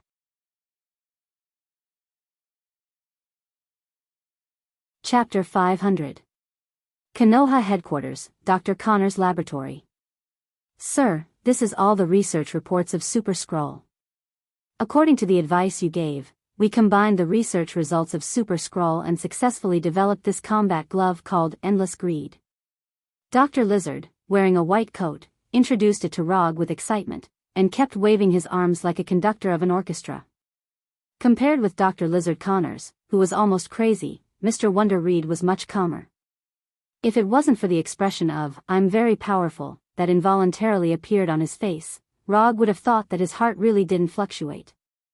Today is the 7th day since Rog returned to Konoha headquarters. In the past 7 days, in addition to getting himself a Taiha treasure haul, he spent the rest of his time in Dr. Connor's laboratory, using his profit advantage to provide them with some unique advice. The secret of Super Skrull copying other people's superpowers was studied by Dr. Connors and Reed a long time ago. Simply put, the reason why Super Skrull can copy other people's superpowers is that they have genes that can be freely changed. In general, the genes of creatures are fixed. Even for those who have awakened their superpowers, their genes are still in a stable state. Creatures with unstable genes may die completely at any time because of genetic collapse. However, the genes of the Super Skrull broke this rule to some extent. They can adjust their genes to the same as the target person, thereby copying other people's superpowers. Although this is not in line with the biological science on Earth, Super Skrull proves one point with its own existence, that is, the universe is big, and any strange creatures may be born. The secret of Super Skrull was studied by Dr. Connors and Reed. However, how to use this special genetic structure of Super Skrull and other aspects has become a problem. Just when Dr. Connors and Mr. Wonder Reed were at a loss, Rog, who has the prophet aura, provided them with a feasible direction. Speaking of this, it is necessary to mention the parallel universe where mutants exist. In a parallel universe with mutants, there was a mutant called Mystique. Her superpower was similar to that of the Skrulls. She could change her appearance at will. Mystique's superpower wasn't particularly powerful. Aside from her ability to infiltrate and camouflage, she didn't have any outstanding offensive abilities. However, a scientist named Bolivar Trask had the foresight to discover the brilliant future of Mystique's genes. Therefore, after thoroughly studying Mystique's genes, he created the Sentinel robot that almost ended the mutants forever. Through a special internal structure, the Sentinel robots could replicate the superpowers of the mutants. They could also adjust their own form or share the superpowers with other Sentinel robots. With these Sentinel robots, Bolivar Trask almost wiped out all the mutated humans. But unfortunately, the future without mutated humans that he was looking forward to was reversed by a mutated human who smoked, drank, and drove a motorcycle. Note 1, Rog didn't know how Bolivar Trask applied Mystique's genetic characteristics to the Sentinel robots, so that these mechanical creations had the ability to replicate mutant superpowers. However, the unique mechanical structure of the Sentinel robots and the visual effects displayed when replicating mutant superpowers left a very deep impression on him. So, he talked about what he saw in the Sentinel robots with Mr. Wonder Reed in detail. In the field of science, Rog is at most an ordinary person with more strange knowledge in his mind. Asking him to give practical research ideas and directions is purely embarrassing for him. However, he can be the one who provides the key. After explaining what he had seen on the Sentinel robot to Mr. Miracle, Reed felt as if he had suddenly opened a door he had never known before. The next thing is very logical. Reed, who will receive nicknames such as the smartest man on Earth and Magic Rod Reed in the future, used practical actions to prove to Rog what a cheat-like wisdom was. The genetic secrets of the Super Scroll, the idea of the Sentinel robots given by Rog, plus the unreasonable cheat-like IQ of Mr. Wonder Reed. A glove with the ability to replicate other people's superpowers. Endless Greed was born. Of course, because of time, the Endless Greed that appeared in front of Rog was only a first-generation product, and its potential and performance were far from the limit. After Mr. Wonder Reed's test, Endless Greed currently only replicated a target's superpower. And after replication, this superpower will be solidified and can't be replaced at any time like the Sentinel robots. In addition, Endless Greed also has a small limitation. To replicate the target's superpower, Endless Greed must be removed from the target. Touching the target's body or touching the target's blood is fine. From a scientific point of view, this is because Endless Greed needs to understand the genetic characteristics and structure of the target in advance, and then copy and imitate. Although Endless Greed is only a first-generation version, and there are certain limitations, this does not affect Rog's evaluation of it. He doesn't need the Sentinel robots, a perverted product. Endless Greed, which can only replicate and imitate a target, is enough to meet his needs. Mr. Rog, although the glove's ability to replicate and imitate has passed some simple tests, this is only a first-generation version. So be careful when using it. In addition, if you don't mind, I hope you can let me retest the glove after using it. Unlike Dr. Connors and others, Mr. Wonder Reed, who has just joined Konoha not long ago, did not address Rog as Lord or Hokage-sama, but maintained the initial polite address. No problem. I'll give you the glove again then. Because Endless Greed will be completely fixed once it truly replicates other people's superpowers, Reed has not tested Endless Greed in a real sense. Simply put, from a theoretical point of view, Endless Greed could replicate other people's superpowers like the Super Scrolls. But whether the effect will really be so good, as the inventor, Mr. Wonder Reed is not particularly sure. After all, new scientific products are often related to accidents. You should rest for a while. You've worked hard during this time. After thanking Dr. Connors and Reed, Rog took the Endless Greed that looks like leather, but is actually made of nanometal and left. After returning to his office, he adjusted the glove to match the size of his right hand. Then he made a phone call to Dr. Doom. Are you ready to conquer Muspelheim? At noon the next day, Rog opened the portal connecting to Doom's castle and let him come to Konoha's headquarters. Like the last time they met, Doom was still dressed in the metal mask and armor. Of course, the green robe that symbolized the identity of the monarch of Ladovinia was still on him. Rog did not take Doom to visit Konoha's headquarters. To be precise, he did not even let Doom step into Konoha's headquarters building. After casting the portal magic, Doom arrived at the grassland behind the headquarters building. Then, he mobilized the mana in his body and cast the portal magic again. Asgard Bifrost Hall. Dr. Doom thought that Rog would take him directly to Muspelheim, the country of the flame giants. Unexpectedly, Rog took him to Asgard. After arriving at the Bifrost Hall, Roger briefly explained his intentions to Heimdall, the guardian of the Bifrost, and then received 2 Bifrost tickets to Muspelheim. Say hello to Thor for me. Because of Dr. Doom, Rog did not plan to go to the Golden Palace to meet Thor, and quickly left Asgard with Doom. Although Rog appreciates some of Doom's practices, it does not mean that he has forgotten what kind of person Doom is. This is a supervillain known for pursuing the mysteries of the universe at all costs. Letting him stay in Asgard is no different from letting a mouse into a grain barn. Muspelheim, the country of the flame giants, a world like a lava hell. Rog did not let Heimdall send them directly to Surtur, but let Heimdall choose a teleportation point at random. When the brilliant light of Bifrost dissipated, the true face of Muspelheim was revealed in front of them for the first time. After carefully observing the world composed of black earth and red magma in front of him, Rog lifted the infinite mode that he had just cast. Although the natural conditions of Muspelheim are a bit harsh, it has not reached the point where human lives will be endangered in a short time.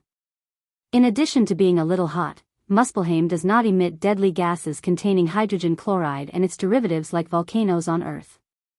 At least in the view of Rog, who has the body of an immortal, the air in Muspelheim is not dangerous. How are you? Do you need to maintain your status through magic? Rog turned to Dr. Doom and asked. Unlike the last trip to Hell, this time they would stay here for a while and explore Muspelheim, which was known as the Country of Fire. It's okay, it doesn't affect my status without magic.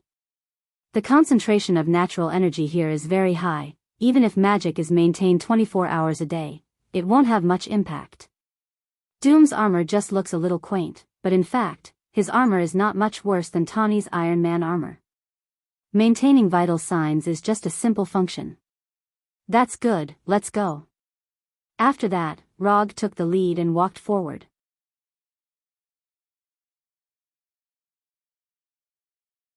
Chapter 501. Although Muspelheim was ruled by the flame giant Surtur, there were far more than just flame giants living in this hell-like world.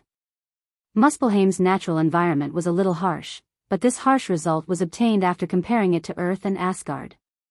If the scope of comparison was expanded to the entire universe, not only was Muspelheim's environment not harsh, it even exceeded the survival standard by a lot. Big brother, can we really find the lava fruit today? Beside a river formed by magma, a boy who looked similar to an earthling raised his head and asked his brother who was a head taller than him. Definitely, lava fruit likes to grow next to rivers of fire the most. As long as we are patient, we will definitely find it. Unlike the younger brother who looked very similar to an earthling, the older brother's appearance was not earthling at all. The older brother's height was similar to a 13 or 14-year-old child on Earth, but the color of his skin was dark red, which earthlings did not have.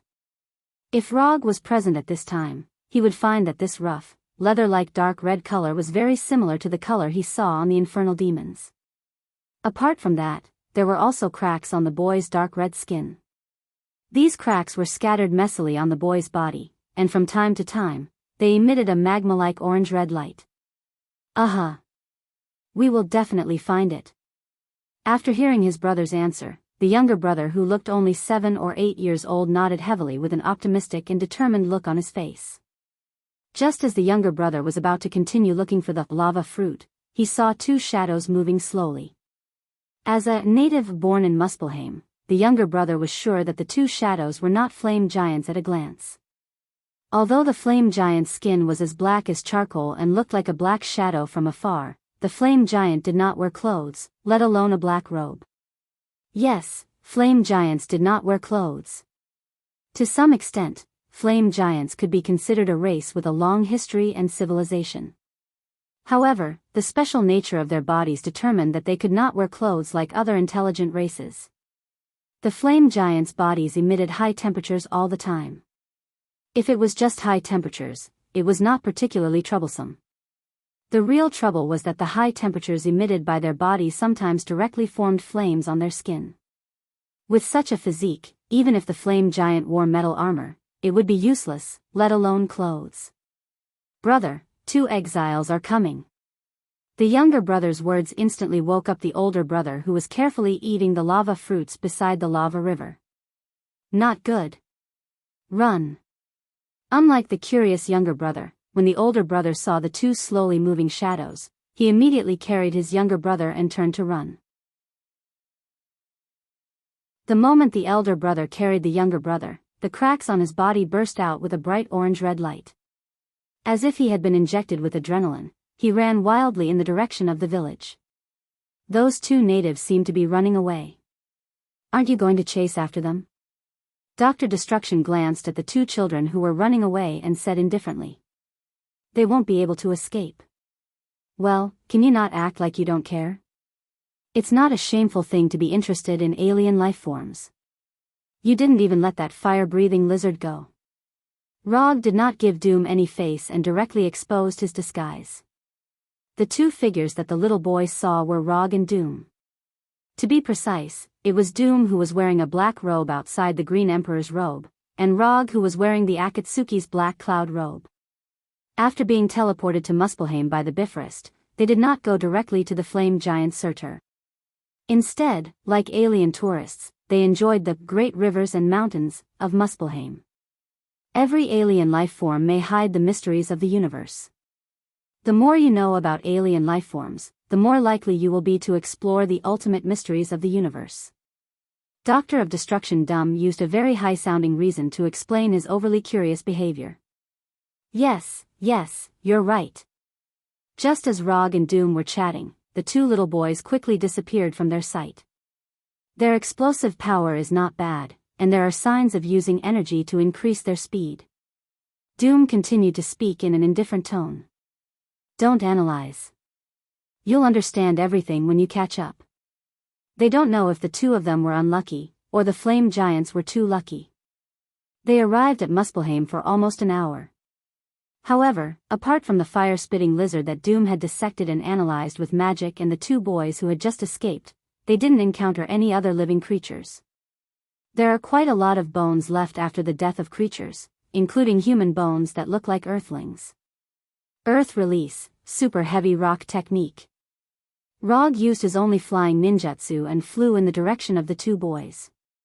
After Rog flew into the sky, Professor of Destruction, Doom, also cast a flying spell and followed closely behind him. Although Super Heavy Rock Technique is not a ninjutsu that can fly very fast, flying is always faster than running on the ground. Without much effort, the figures of the two little boys reappeared in their line of sight. After flying behind the little boys for more than 10 minutes, a small village appeared in front of them. The dome-shaped houses built with scorched earth were like pieces of black stone sitting on the scorched plain.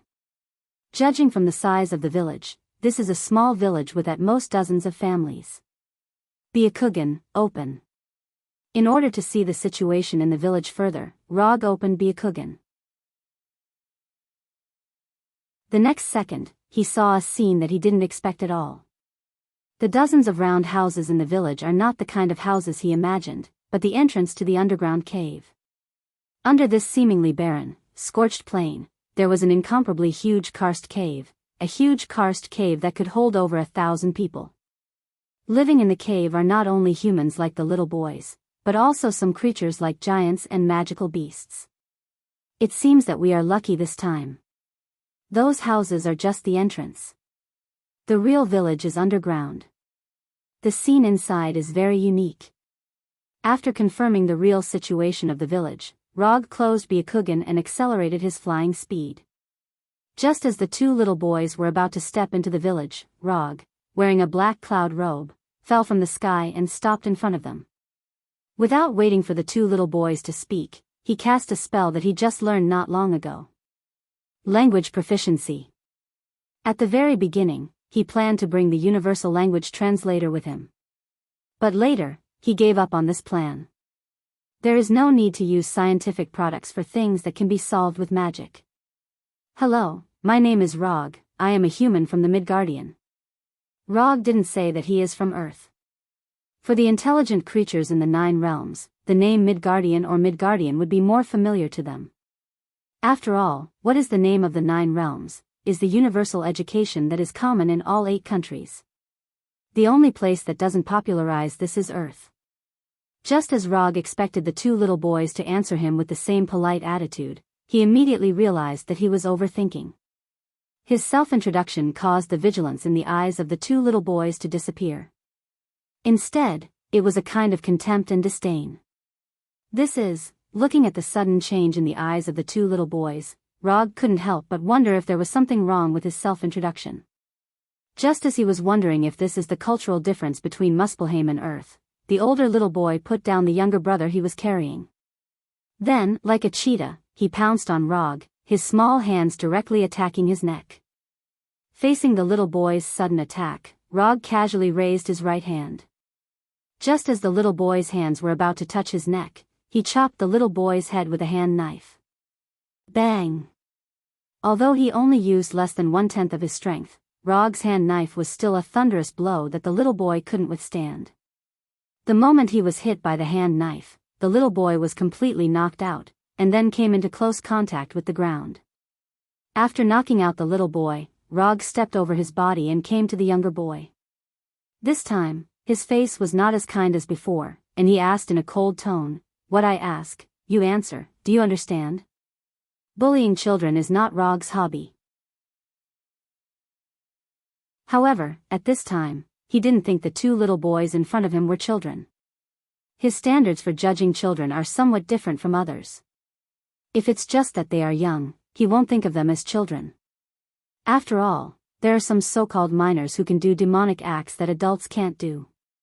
And judging from the attack just now, the boy who was knocked out by him has obviously undergone professional combat training. Understood.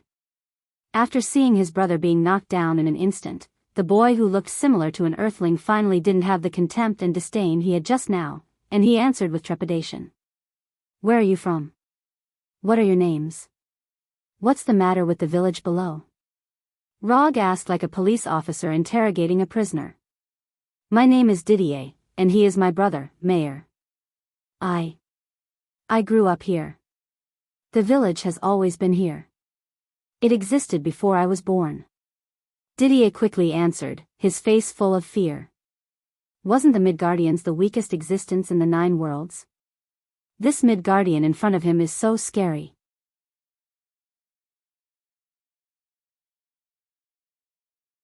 Chapter 502. Is he your brother? Do you have the same parents? With the presence of Thor and Loki, Rog had a little distrust towards the so-called brothers. Especially when the two brothers are not the same type. "Mayor is my brother, my blood brother." Didier, who was trembling just now, suddenly became very excited, clenched his fists, and shouted with all his strength. At this time, Didier was like a cat whose tail was stepped on, showing his horror with an aura that was not scary.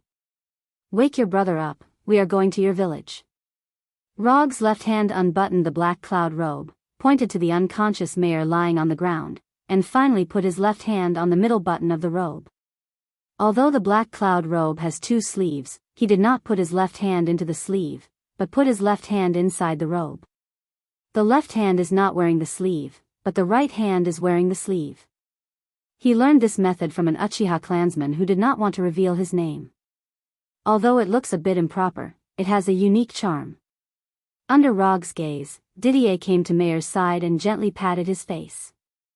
Didier's concern for Mayor doesn't seem to be fake, but it's really hard to believe that they are blood brothers just by looking at their appearance. While Didier was trying to wake up Mayor, Doom, who was floating in the air, slowly landed next to Rog. "Did you get any useful information?" Doom glanced at Didier and Mayor, then turned to Rog and asked. "No." Under Didier's gentle patting, Mayor, who was knocked unconscious by Rog, slowly woke up. However, when he saw Rog and Doom standing behind Didier, he pulled Didier behind him and watched Rog and Doom with great vigilance.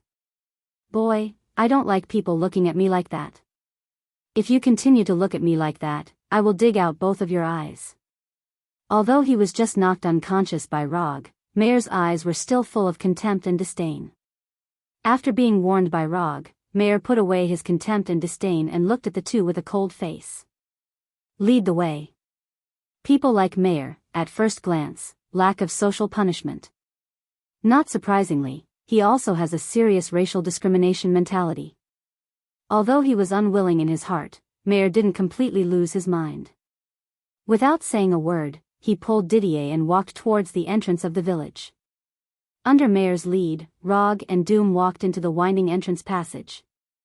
However, just as they were about to walk out of the entrance passage, Mayor, who was walking in the front, picked up Didier, and the cracks on his body once again emitted a lava-like red glow.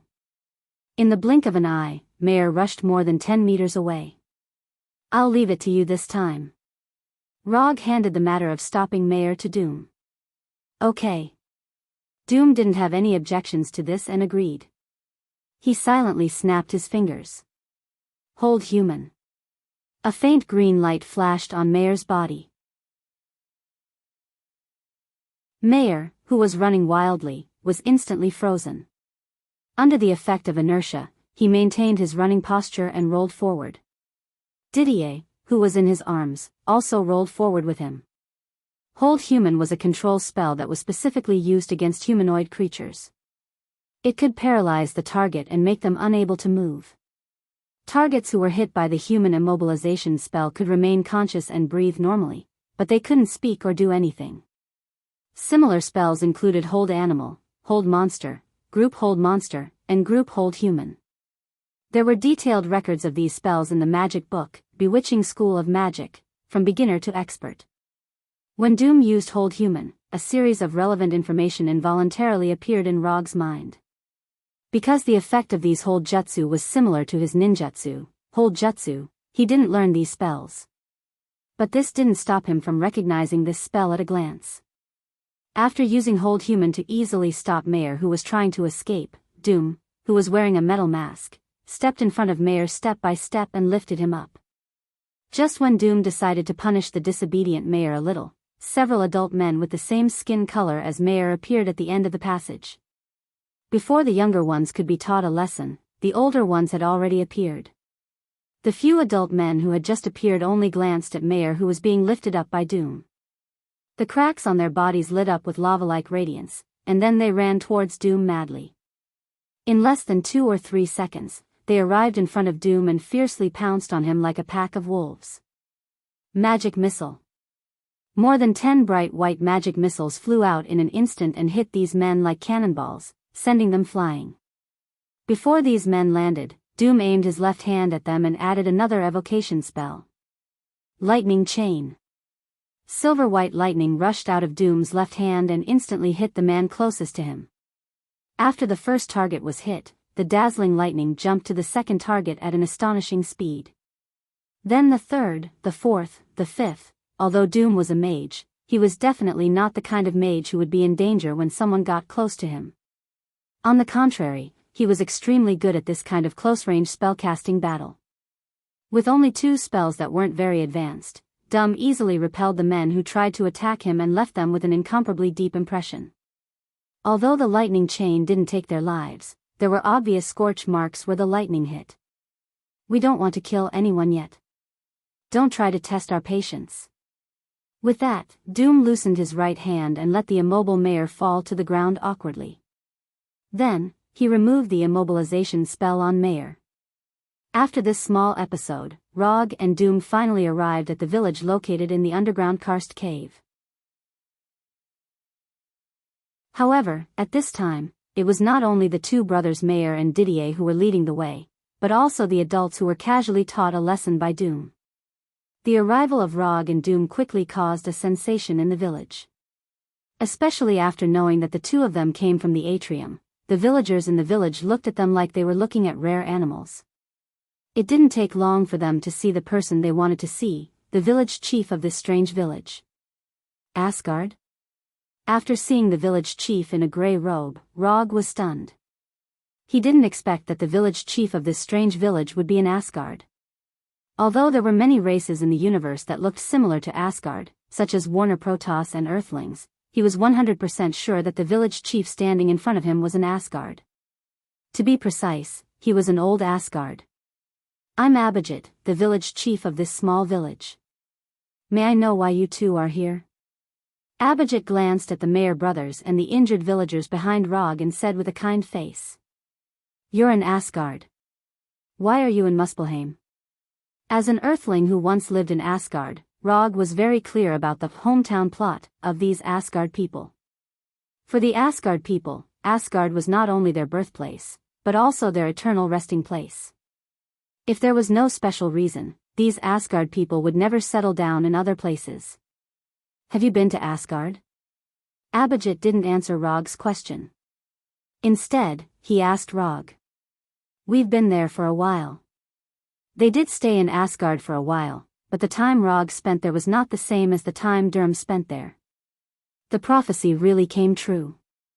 Asgard really sent a messenger! Obviously, Abhijit directly misinterpreted Rog's meaning and said loudly to the surrounding villagers with a happy face. What's wrong with this guy? Does he have Alzheimer's? Looking at Abhijit, who was instantly excited and inciting the villagers' emotions, Rog frowned slightly. This village was getting stranger and stranger. The location was strange, the villagers were strange, and the village chief was also strange. When the surrounding villagers were excited, Abhijit whispered to Rog and Durham, "Sorry, I've caused a misunderstanding. If you don't mind, we can go to the village hall to talk in detail." Although they didn't know what Abhijit was planning, Rog and Durham didn't have the slightest worry. When the villagers were watching them, they also used their own methods to confirm the strength of this village. How should they put it? From the perspective of the two of them, this village was an existence that could be completely destroyed with a wave of their hand. Even if only one of them made a move, they could completely destroy this village in a few minutes and end the lives of all the villagers. Because of this strength that far exceeded the village's resistance, they didn't care at all whether Abhijit was plotting something. A few minutes later, they came to the village hall that Abhijit mentioned. From Abhijit, they learned the reason for the establishment of this village and what the so-called messenger of Asgard was all about. To put it simply, this was a misunderstanding full of coincidences. But in order to make this misunderstanding a reality, Abhijit spent the rest of his life in this small village called Dawn.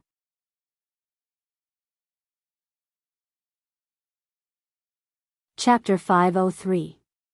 More than 2,000 years ago, Abhijit, who was in his prime, was a somewhat famous blacksmith in Asgard. Although he was only a blacksmith, he was a blacksmith with a dream.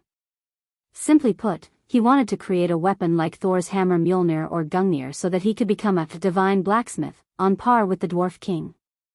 In order to fulfill this dream, he went to Nidavellir, the kingdom of the dwarves, to Vanaheim, which was ruled by the Vanir gods. He even sneaked into Jotunheim, the kingdom of the frost giants. Of course, he also went to Earth, which was called Midgard. However, when Abhijit traveled to all the countries in the 9 realms, he discovered a truth that he should have understood long ago. What determined a person's future was not hard work, but innate talent. As an ordinary Asgard, Abhijit did not have the innate talent for forging like the dwarves, nor was he one of those lucky people who could awaken divine power. After putting in all his effort, he still could not break through his own limits. Abhijit despaired. He closed his blacksmith shop that was doing well, said goodbye to his family and friends, and left Asgard alone.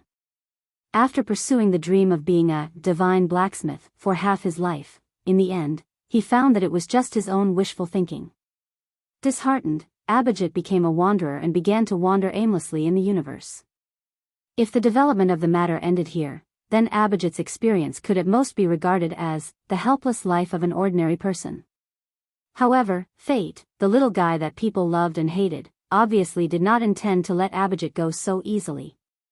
According to Abhijit himself, at that time, he was working as a bounty hunter on a backward planet that he forgot the name of. Although Abhijit's talent in weapon forging was not outstanding, it was undeniable that he was an Asgard. An Asgard who had undergone combat training from a young age and whose physical fitness surpassed most of the races in the universe. With these 2 points, he became a relatively strong bounty hunter on that planet. Just when Abhijit planned to end his unaccomplished life as a bounty hunter on that planet, he received a mission that completely changed his life. The mission was very simple.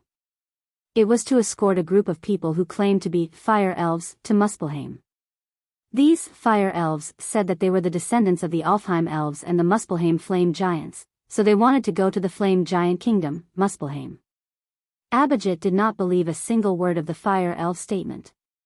Although he was only a blacksmith in Asgard, it did not mean that he did not have a good general education class. It was impossible for Alfheim's elves and Muspelheim's flame giants to produce mixed-blood descendants. Although they were all humanoid creatures, the reproductive isolation between them was even greater than the reproductive isolation between birds and fish.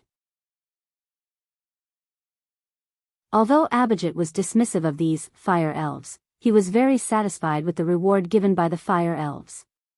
The task reward, the task, the Asgard the flame giant as tempted by the reward, Abhijit accepted the task of escorting the fire elves to Muspelheim. He knew where Muspelheim was, and these fire elves did not offend anyone, so there was no so-called pursuer. So for him, as long as he could get a spaceship that could carry these fire elves, he could easily complete this task and then use the reward from the fire elves to live a life of idleness. The mission went smoothly. With the help of Abhijit, the fire elves arrived at Muspelheim, the place they had been dreaming of. At this point, his mission should have been over. However, just when he was satisfied with the reward from the fire elves and left Muspelheim, an accident happened. The fire elves who had just arrived at Muspelheim did not even build a temporary camp before they began to excitedly look for the flame giants. Not sure if it was fate, but not far from where the spaceship landed, there happened to be a group of idle flame giants. The fire elves saw the flame giants of their dreams, and then they became the flame giants' food and playthings. Like Abhijit, these flame giants did not think that the fire elves were their descendants. So, they, who had nothing to do, personally broke the unrealistic fantasy of these fire elves. They were slaughtered like prey, and devoured like food. These fire elves had just seen the same kind of people of their dreams, and a nightmare came to them.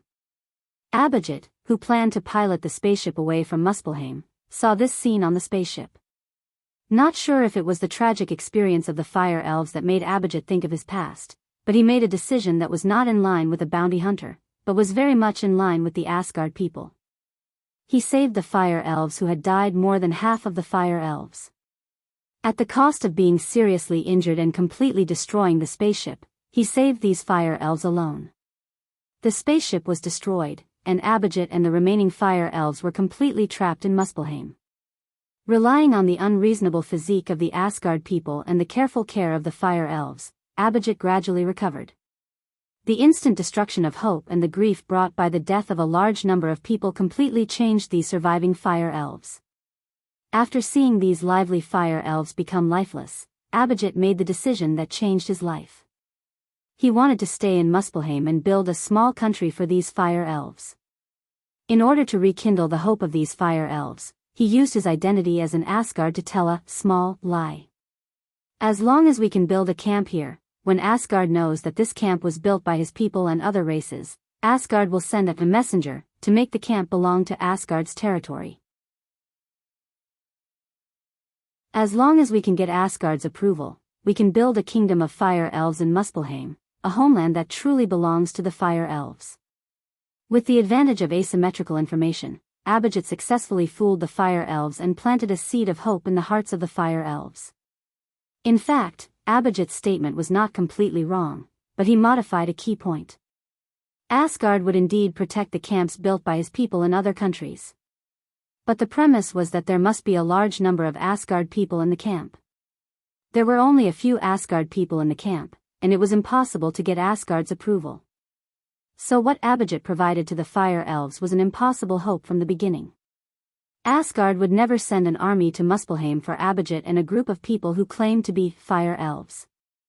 It was even more impossible for him to build a so-called kingdom of fire elves for them. Under this false hope, Abhijit and the fire elves began to build a village called Dawn, little by little. In order to let these fire elves have a certain ability to protect themselves, Abhijit also began to teach the fire elves the knowledge of the 9 worlds and fighting skills. In the following days, they also rescued some creatures that had inexplicably wandered to Muspelheim, such as the giants and monsters outside. It's a good experience, but you should know that the false will always become true. The two of us are not the so-called messengers of Asgard, and it's impossible for us to help the fire elves build a kingdom. Rog expressed sympathy for Abhijit and the fire elves' experience. However, this doesn't mean that he will help these fire elves. It's true that the false can't become true, but you will definitely help us. Abhijit didn't care about Rog's rejection, and his face still maintained a happy expression. Is that so? I'm a little curious, where did you get your confidence from? Abhijit's reaction was beyond Rog's expectation, but it also aroused his curiosity.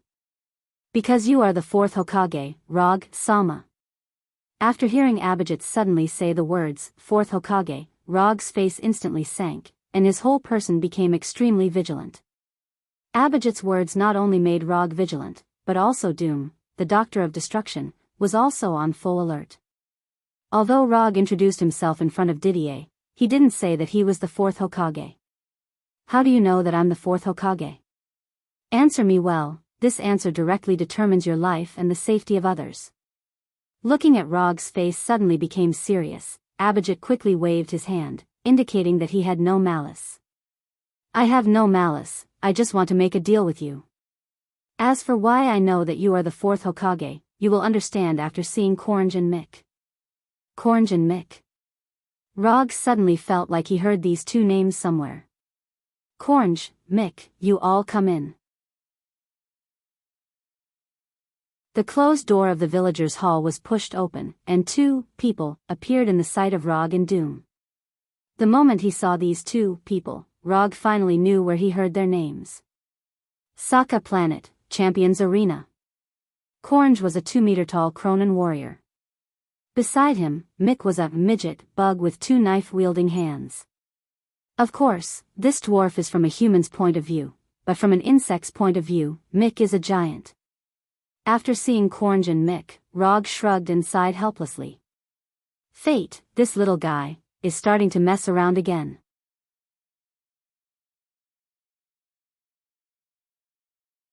Chapter 504.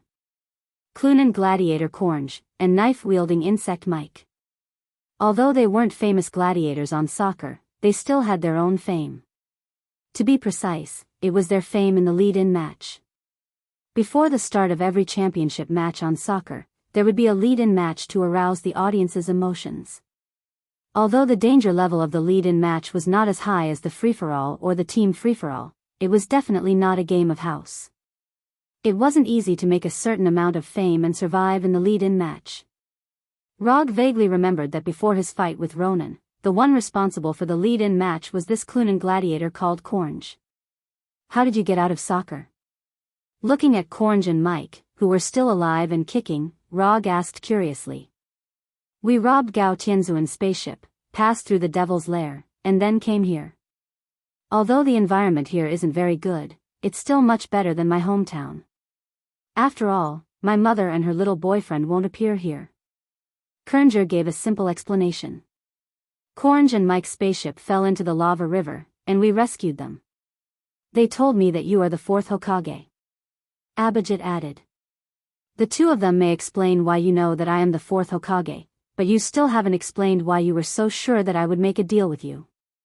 Although Abhijit's strength wasn't very good, just at the level of an ordinary Asgard gladiator, but for some reason, Rog always felt that he wasn't that simple. Rog didn't doubt Abhijit's experience, but he suspected that he was hiding something else. "You go out first, and close the door on the way." Abhijit didn't directly answer Rog's question, but let Korange and Mike leave the village hall first.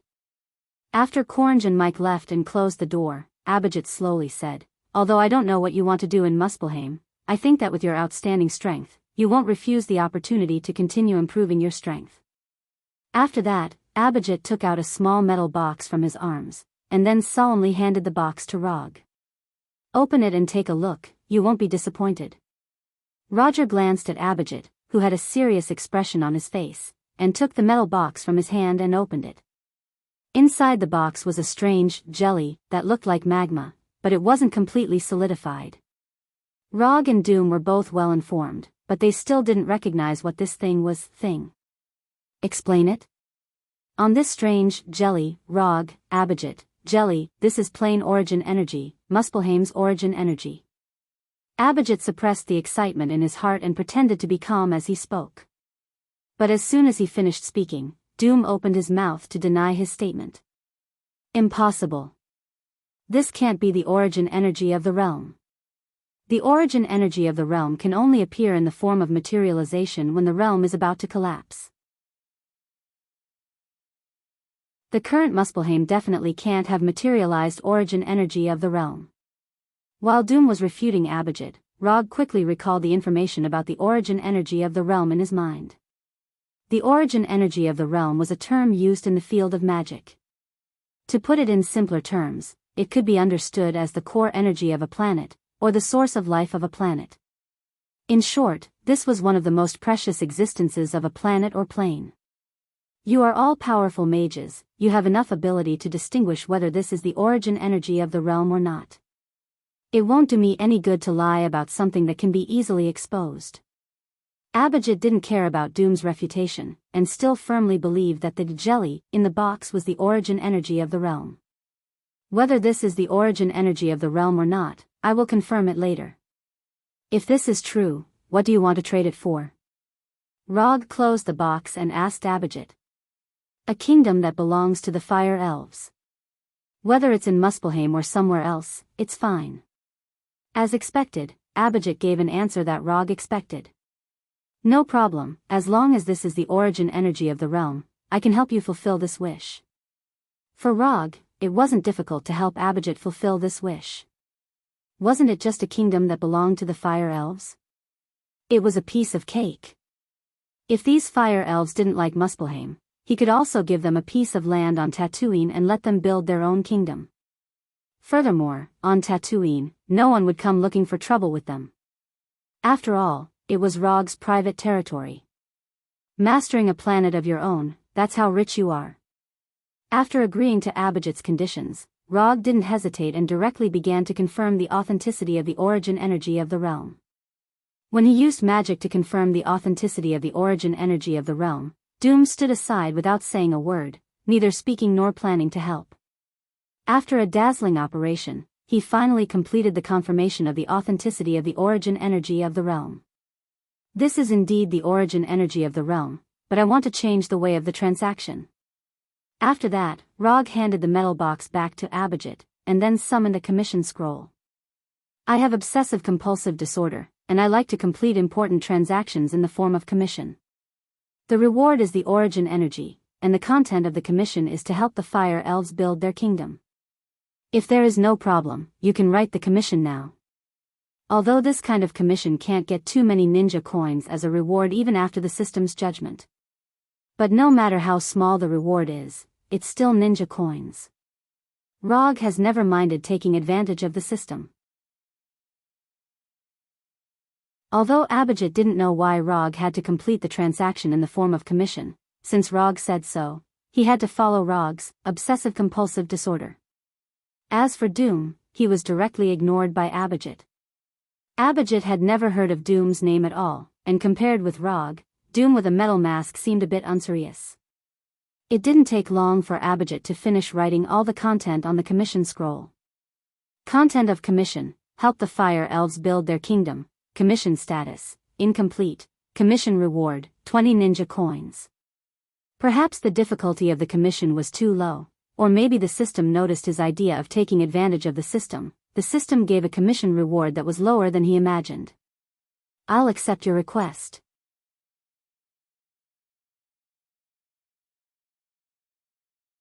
Chapter 505. After officially accepting Abhijit's commission, Rog accepted the plain origin energy in advance. Arrange 2 rooms for us, and the commission will be completed for you within a week. Abhijit had no objection to the time Rog gave to complete the commission. They had waited for more than 2,000 years, and waiting for another week was not a problem. Under Abhijit's arrangement, Rog and Doom stayed in this village called Dawn as Asgard's emissary. They did not expose Abhijit's lie, but acquiesced to the identity that Abhijit had arranged for them. Anyway, for them, no matter what identity they had, it would not affect their next plan. Time passed in the blink of an eye. Unknowingly, Rog and Doom had stayed in the village for 3 days. During these 3 days, Rog did not leave the room he lived in and digested the plain origin energy in peace. Plain origin energy was the most important and basic energy of the plane. To some extent, the plain origin energy could even be called the source of all things. As long as it was matter and life that existed in the plane origin energy could evolve. To put it simply, the plain origin energy was omnipotent. Although there were many uses for the plain origin energy, Rog did not use it to do strange things. Instead, he used it directly to strengthen his physique. Although his usage was somewhat wasteful, he didn't care about it. Although he knew some magic now, he could be considered a pretty good mage. But he would not forget that he was a ninja who relied on ninjutsu, genjutsu, and taijutsu. Therefore, instead of using the plane origin energy as a magic material or other materials, it was better to use it directly to strengthen his body. Under the nourishment of the plane origin energy, his sage body, which had not significantly improved for a long time, began to improve rapidly at a speed visible to the naked eye. When the plane origin energy was completely digested by him, he had an accurate perception of his sage body that he had never had before. 80%. His sage body was developed to 80%. For a long time, he could only rely on his experience and intuition to estimate the extent to which his sage body had been developed. From there, he could calculate the gap between himself and Hashirama. Now, after absorbing the planar origin energy, he could finally accurately determine the degree of development of his immortal body. Although 80% wasn't particularly high, considering the amount of chakra he had, Rog could still accept this result. His current chakra was only at 6 tails, and he was only 3 tails away from the 9-tailed beast. But in reality, the amount of chakra he had now was only 1/3 of that of a complete 9-tailed beast. The chakra measurement unit used by the system was based on the young 9-tailed chakra, not the complete 9-tailed chakra. After he exchanged the Een Kyubi, he would increase his sage body development to 100%, which is equivalent to Hashirama's sage body. Then, he could start to think about Hashirama's Shartanra. How much chakra Senju Hashirama had was an unsolved mystery. The only thing that was certain was that Hashirama once said that Naruto, Minato, and the complete Kyubi had the same amount of chakra as him. So, Rog still had a long way to go before he could catch up with Hashirama's chakra. At the very least, he had to develop his sage body to 100% before he could start to think about this problem. After all, Hashirama also had the sage body and practiced for decades before he had the unreasonable chakra. While Rog digested the commission reward given by Abhijit in advance, Doom, the Doctor of Destruction, was not idle and carried out his own research. Doom conducted a detailed study of these fire elves, who claimed to be the hybrid descendants of the flame giants and the elves, from their life form to the internal structure of their bodies. Although his research content was a little bit more, he did not conduct too many inhumane experiments on these fire elves, nor did he use dissection and other means. The fire elves in the village were not very willing to cooperate with Doom's experiment, but after knowing that Rog and Doom would help them build a fire elven kingdom, they became extremely cooperative. Even Mayer and the adult fire elves, who had been taught a lesson by Doom, joined Doom's experiment without hesitation. After coming out of his room, Rog did not look for Doom, who was addicted to the experiment, but found Cornge and Mike. As he expected, although Gao Tianzuan didn't win against Thanos and couldn't stop Thanos' attack, Gao Tianzuan still left Sokka Star alive. According to Cornge, when they robbed Gao Tianzuan's private spaceships, he saw Gao Tianzuan leaving the hangar with the strong female guard Topaz in another spaceship. Although Cornge didn't know where Gao Tianzuan and Topaz went, he saw something very interesting. He saw Thanos. To be precise, he saw Thanos whose armor was beaten into tatters. Rog clearly remembered that when he fought with Thanos, Thanos' armor was intact. Even when he used the portal magic to take Hulk away, Thanos' armor was still intact. Although Sokka Star advocated gladiators and had many gladiators, none of them could cause damage to Thanos and break his armor. This was something that even Rog couldn't do, let alone those gladiators who were far weaker than him. So there was only one conclusion, that is, the person who broke Thanos' armor was Gao Tianzuan. Apart from Gao Tianzuan, Rog couldn't think of anyone else in Sokka Star who could have such strength. Although Gao Tianzuan looked a little improper, he was a member of the universe's Council of Elders anyway. It was normal for him to have some unknown strength. After ending the conversation with Cornge, Rog came to Doom's room, which was not much different from a laboratory. Do you have anything else to deal with here? If not, I plan to meet with Surtur as soon as possible. According to the original plan, they should not go to the flame giant Surtur for trouble until a few days later. Basically everything that needs to be studied is almost done. Now it's okay to go and see Surtur. Doom, who was engrossed in writing something, turned his head and glanced at Rog, and answered casually. Then let's set off today. Rog didn't know if it was his own illusion, but after learning the news about Gao Tianzuan and Thanos from Cornge, he always felt that something would happen, and it was a very serious kind. So he decided to deal with Surtur's affairs as soon as possible, and then return to Earth to see Sorcerer Supreme.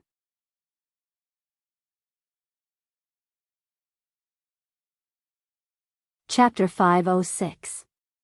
Are you sure the flame giant Surtur is in this underground cave? Professor Doom, who was wearing a black robe, asked in disbelief. I'm 90% sure. Although Rog was the one who confirmed the location, he wasn't particularly sure himself. After all, he had been wrong twice in a row. You said the same thing the last 2 times. After hearing Rog's uncertain answer, Doom complained. Even if I'm wrong this time, it's only a tie with you. You said before that your divination would never go wrong, but you still got it wrong 3 times in a row. Rog wanted to get Surtur's location from Abhijit, but unfortunately, Abhijit knew nothing about it. Although Abhijit had lived in Muspelheim for more than 2,000 years, he and the fire elf had been trying their best to stay away from the flame giant in the past few days, so it was impossible for them to inquire about Surtur. Although he didn't get the information he wanted from Abhijit, Doom confidently said that he could solve the problem. Then, he got the location wrong 3 times in a row. After failing 3 times in a row, Doom refused to continue the divination no matter what, so the task of confirming Surtur's location was handed over to Rog.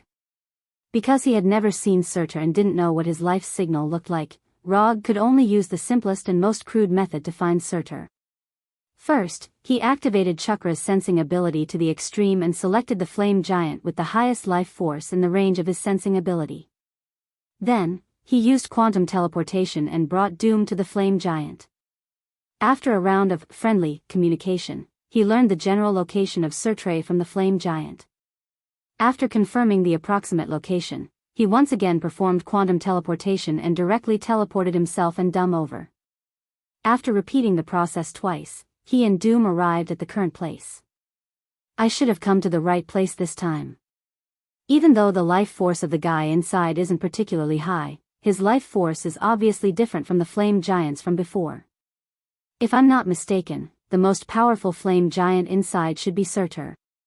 In order to avoid being slapped in the face again, before entering the underground karst cave, Rog once again used the chakra sensing technique to sense the situation in the karst cave in detail. I hope so. Still, Doom did not quite trust Rog's perception. Let's make things clear first. Surtur's sunset light sword and crown are mine. Everything else is yours.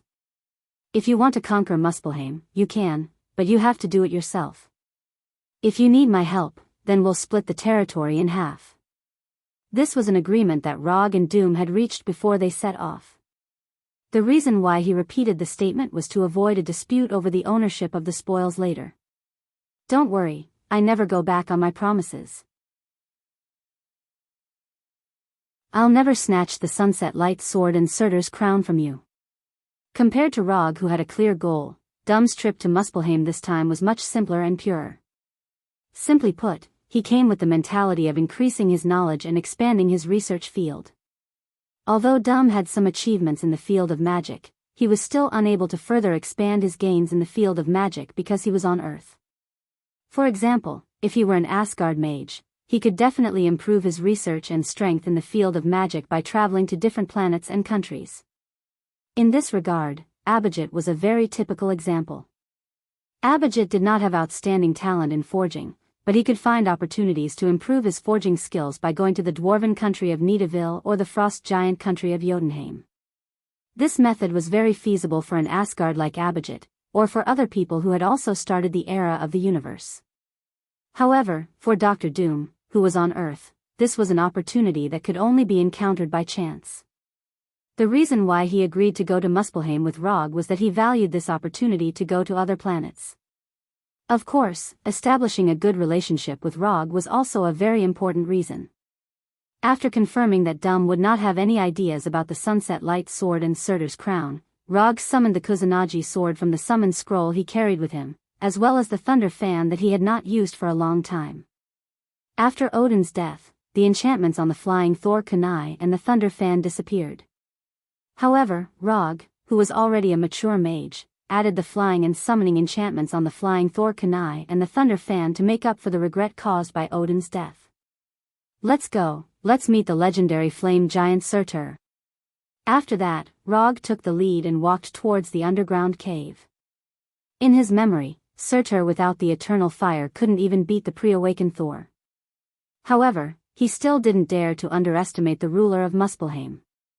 After experiencing so many things that didn't match his memory, he wouldn't continue to use the situation in his memory to infer Surtur's strength. Being careful and cautious was a professional quality that a qualified ninja must have. More importantly, he didn't want to fail in the hands of an enemy like Surtur. The underground cave where Surtur was located was far larger than the previous Dawn village. After walking quickly for more than 10 minutes in this underground cave, Rog and Dum saw the target of their trip, Surtur. It was different from what they had imagined. Surtur seemed to have anticipated their arrival. At this time, Surtur was sitting on a huge stone throne, looking down at the two uninvited guests, Rog and Dum. Something's not right. Dum, who was standing next to Rog, suddenly said. Leave Surtur to me, you take care of the others. Rog glanced around and said calmly to Dum. However, just as he finished speaking, a sense of danger suddenly surged in his heart. Something's wrong. The intuition of danger in his heart suddenly made Rog extremely vigilant. Just as he was considering whether to activate the Byakugan to confirm the surrounding situation, a familiar figure walked out from behind Surtur's throne. Damn it! Why is she here? The person who walked out from behind Surtur's throne was none other than the princess of Asgard, Thor's sister, the goddess of death, Hela.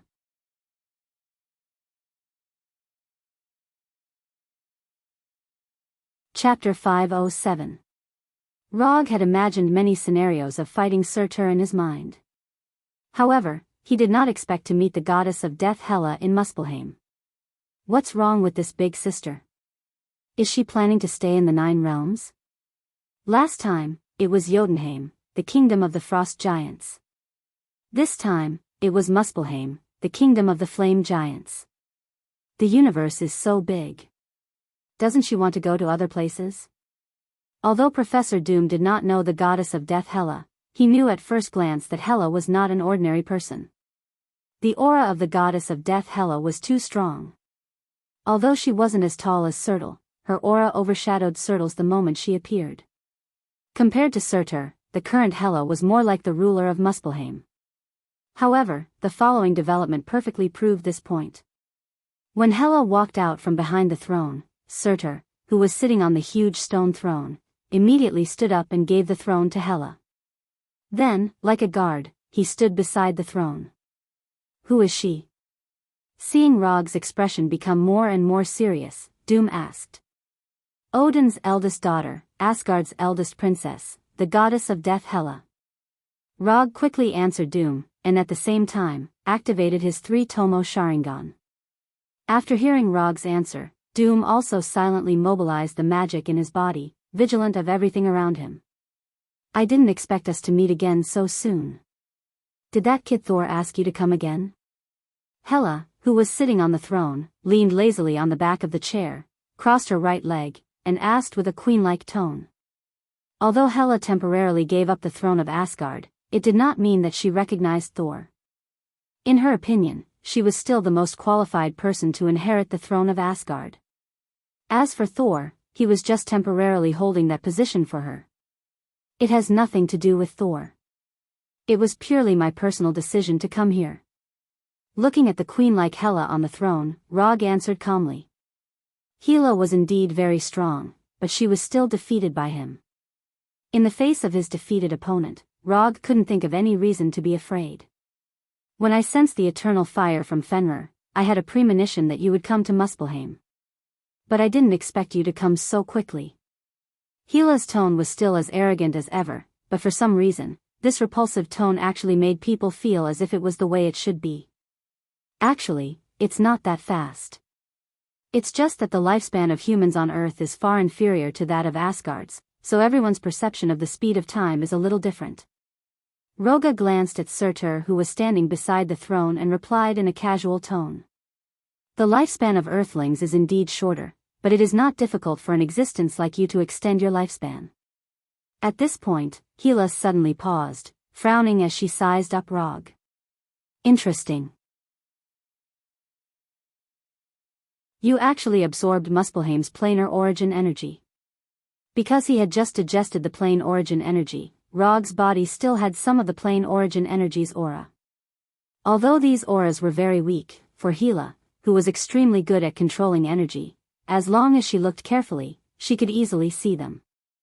I was lucky, I just happened to find some. Rog casually found an excuse to dodge the question. He had asked Abhijit before, wanting to know where Abhijit got the plane origin energy from. As a result, Abhijit gave him a slightly funny answer. It fell from the sky. This was Abhijit's original words at the time. Later, after realizing that the joke did not have the desired effect, Abhijit seriously explained again. That ball of plane origin energy did indeed fall from the sky, but it fell from the sky after it was spewed into the sky from the crater of an erupting volcano. According to Abhijit, at that time, he was planning to go to an active volcano to look for a metal unique to Muspelheim. As a result, before he reached his destination, the volcano erupted. Or rather, the volcano exploded. The erupting volcano sprayed a large amount of magma into the sky. After a fire rain that was like a natural disaster, Abhijit found the plane origin energy near the volcano. After confirming that the jelly he picked up was the plane origin energy, Abhijit went to the volcano a few more times, hoping to find more plane origin energy. But it was a pity that after that eruption, the active volcano became a dormant volcano, and even the magma inside disappeared completely. To be able to find a plane origin energy in a stable plane, your luck is indeed very good. However, your good luck ends here.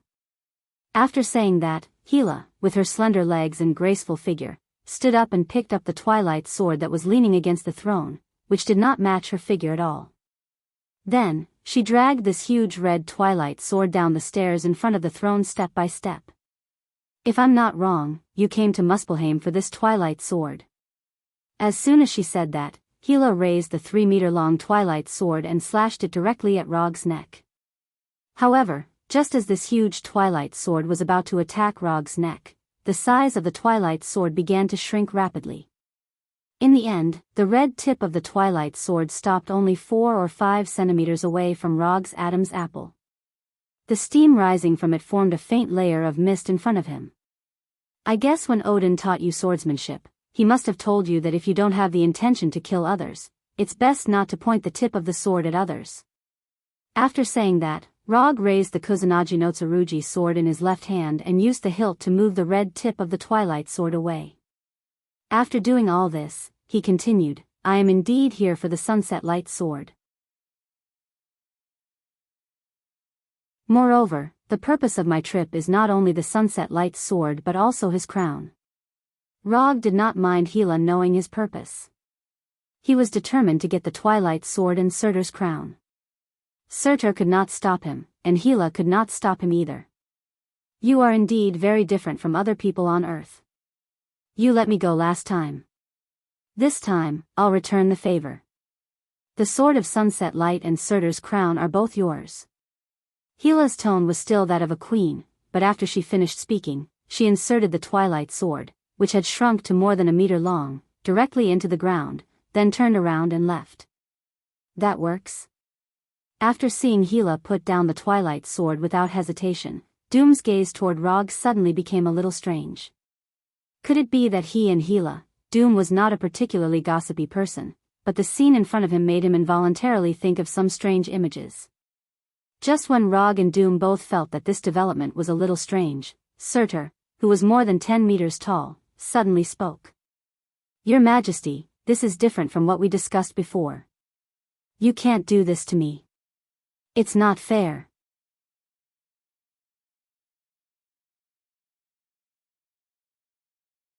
Chapter 508. No one would have thought that the legendary flame giant Surtur, who caused the twilight of the gods and completely destroyed Asgard, would actually show such a begging posture. Unfair? Surtur's words made Gila, who was climbing up the stairs, stop and look up at the legendary flame giant. Yes, this is unfair. Very unfair. Back then, we agreed that if I gave you the throne of Muspelheim, you would help me take back the eternal fire. You can't go back on your word. Surtur, who was more than 10 meters tall, said in a roaring tone, making his face that was similar to a demon from hell look even more ferocious. Looks like Odin didn't just take away your eternal fire, but also your intelligence. Looking at the ferocious Surtur, Gila let out a disdainful laugh. Fairness needs to be maintained with strength.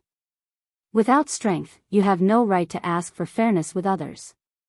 Also, let me remind you, you didn't give me the throne of Muspelheim.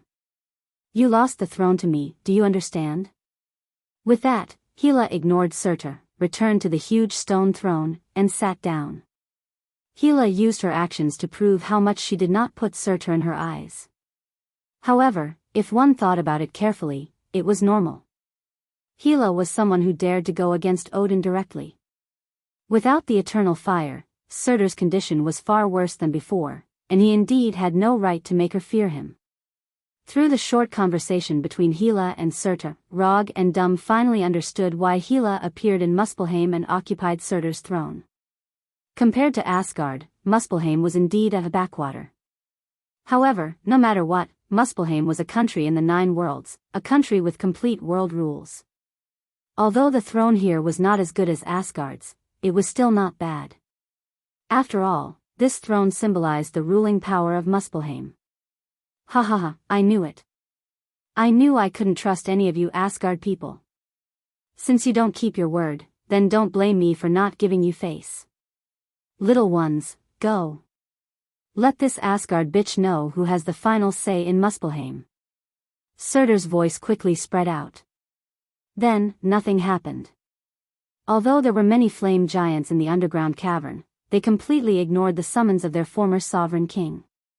They continued to hide in the shadows of the cavern, motionless, as if they didn't hear Surtur's summons at all.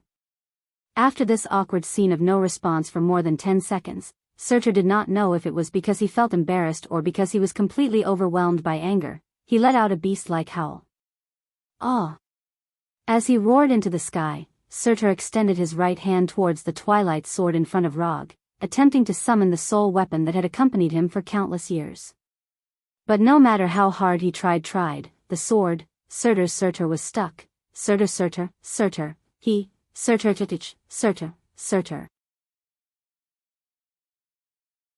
Surtur could be considered a failure to live up to this point. Even the blazing demonic dragon that was chained to the stone pillar silently turned its head and closed its eyes after seeing this scene. I'm starting to doubt the records of Surtur in the ancient books. Dum, who was also the king of a kingdom, shook his head in disappointment after seeing Surtur's current state. Although Surtur was a retired king, he had ruled Muspelheim for so many years and yet he did not cultivate a single loyal follower. To a monarch, this was simply an inconceivable matter. After realizing that the Sword of Twilight was no longer responding to his summons, Surtur finally stopped his wailing. Seems like I don't have to do it this time. Finish him off as soon as possible and don't let him continue to embarrass himself. Looking at his former colleague, Doom gave Rog a benevolent suggestion. Good suggestion. Rog agreed with Dem's suggestion, but he did not attack Surtur immediately. Instead, he summoned a black glove from the medium scroll. Endless greed. The reason why he asked Mr. Miracle and Dr. Connors to study the super scroll and develop endless greed was to replicate Surtur's ability. Although he did not know if endless greed could replicate Surtur's ability as he imagined, it did not stop him from giving it a try. After putting on endless greed, he summoned the eternal fire that Surtur yearned for day and night and covered endless greed with it.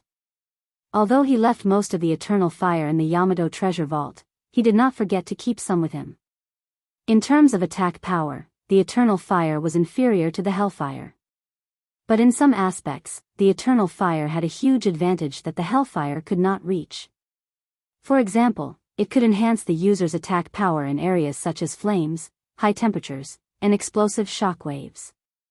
When the eternal fire was completely wrapped around endless greed, he reached out his right hand, grabbed the hilt of the Sword of Twilight, and pulled it out from the ground. The moment the eternal fire touched the Sword of Twilight, he felt the perfect fit between the eternal fire and the Sword of Twilight. This feeling was like the perfect feeling when he made the final shot in a crucial basketball game. As expected, the Sword of Twilight was the best tool to utilize the eternal fire. After making sure of it, he raised the Sword of Twilight and pointed the red tip at Surtur. "Don't be afraid, it will be over soon." The moment his words subsided, Rog vanished from everyone's sight. Blink. Rog with the Sword of Twilight appeared behind Surtur in an instant. More precisely, he appeared behind Surtur's legs. TSSSS. TSSSS. Before Surtur could react, the Sword of Twilight had slashed through his Achilles tendons, leaving a huge wound that was dozens of centimeters long. After slashing Surtur's Achilles tendons, Rog did not see the scene of blood splattering everywhere as he had imagined. Although it was different from what he had imagined, his hands did not stop moving. After attacking Surtur's legs, he used body flicker again. This time, he left the ground and leaped high into the air. He was at the same level as the back of Surtur's neck.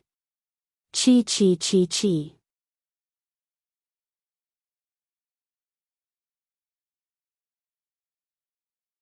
Chapter 509. Before transmigrating, Rog had seen such a setting in a certain anime. The giant's fatal weakness was located at the back of the neck, which was 1 meter long and 10 centimeters wide. Of course, this was just a setting in that anime. In other worlds, the giant's fatal weakness might not be at the back of the neck. However, this did not stop Rog from viciously attacking the back of Surtur's neck. When he attacked Surtur's Achilles tendons with the Twilight Sword, he realized that the Twilight Sword was not a very sharp sword. To a certain extent, the Twilight Sword was more like a magic sword and not a sharp sword that mainly dealt physical damage. If he had to compare the sharpness of the Twilight Sword, it was not even as sharp as the Kusanagi no Tsurugi sword that he often used.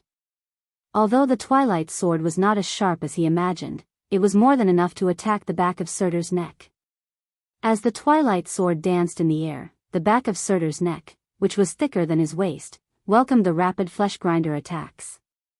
In just 1 or 2 seconds, more than half of Surtur's neck had been sliced off by the Twilight Sword, causing his huge head to look like it was on the verge of collapsing. However, as soon as the attack of the Twilight Sword stopped, the back of Surtur's neck healed at a speed visible to the naked eye. In just a few seconds, the back of Surtur's neck had completely recovered, as if everything that had happened before was just an illusion. Unlike the rapid regeneration of flesh and blood creatures, the recovery method that Surtur displayed was a kind of energy manipulation technique. By consuming the flame energy in his body, Surtur could not only recover from his injuries at any time, but he could also directly change his body shape. For example, he could become as tall as a mountain.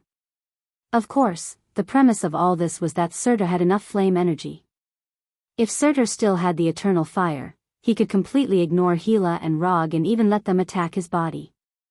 Unfortunately, the one who had the eternal fire now was not him but Rog. After landing, Rog didn't stay behind Surtur. Instead, he used Blink to appear in front of Surtur.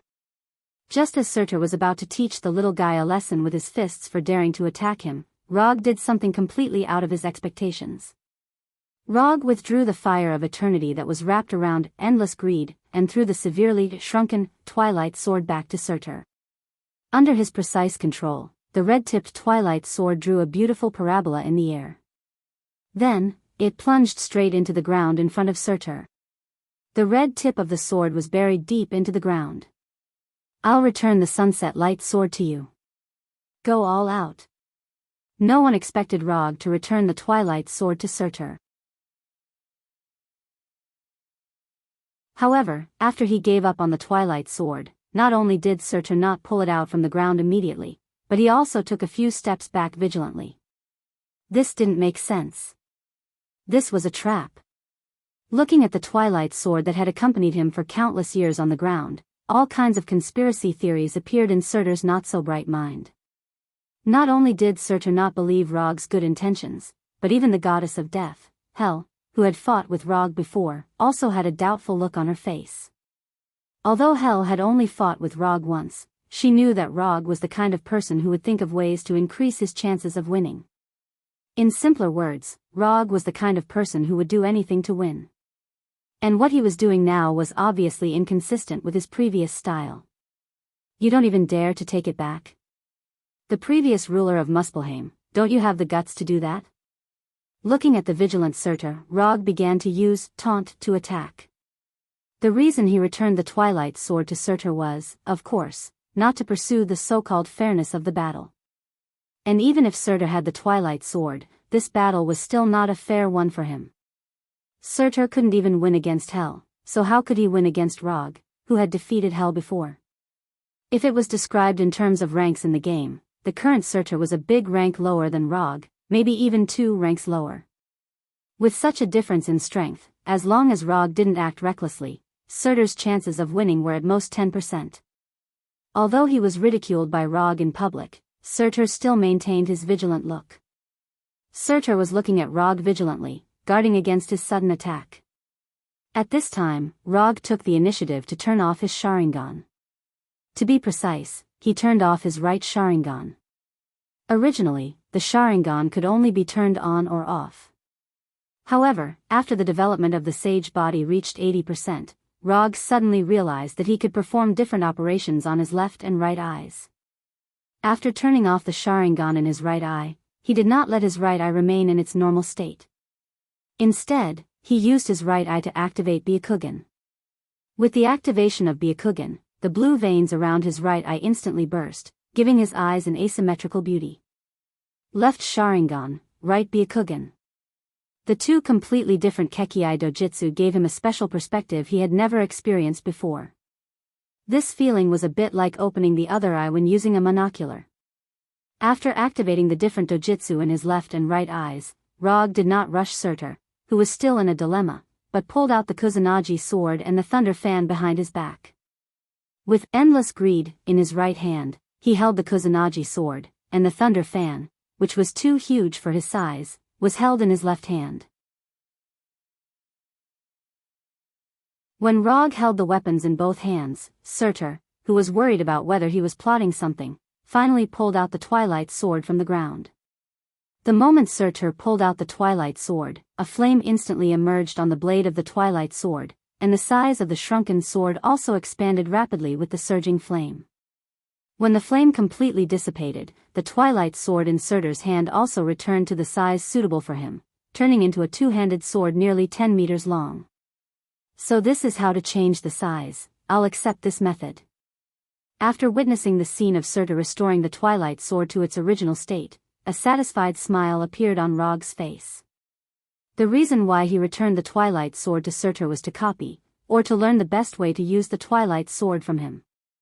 In this universe, Surtur was undoubtedly the person who knew how to use the Twilight Sword the best. With such a sensei, Rog didn't need to explore the best way to use the Twilight Sword by himself. The Sharingan in his left eye was used to copy and observe Surtur's use of the Twilight Sword. The Byakugan in his right eye was used to observe the flow of energy in Surtur's body. With this kind of observation without any blind spots, he could master the best way to use the Twilight Sword in the shortest time possible, so that the Twilight Sword would become a new trump card in his hand.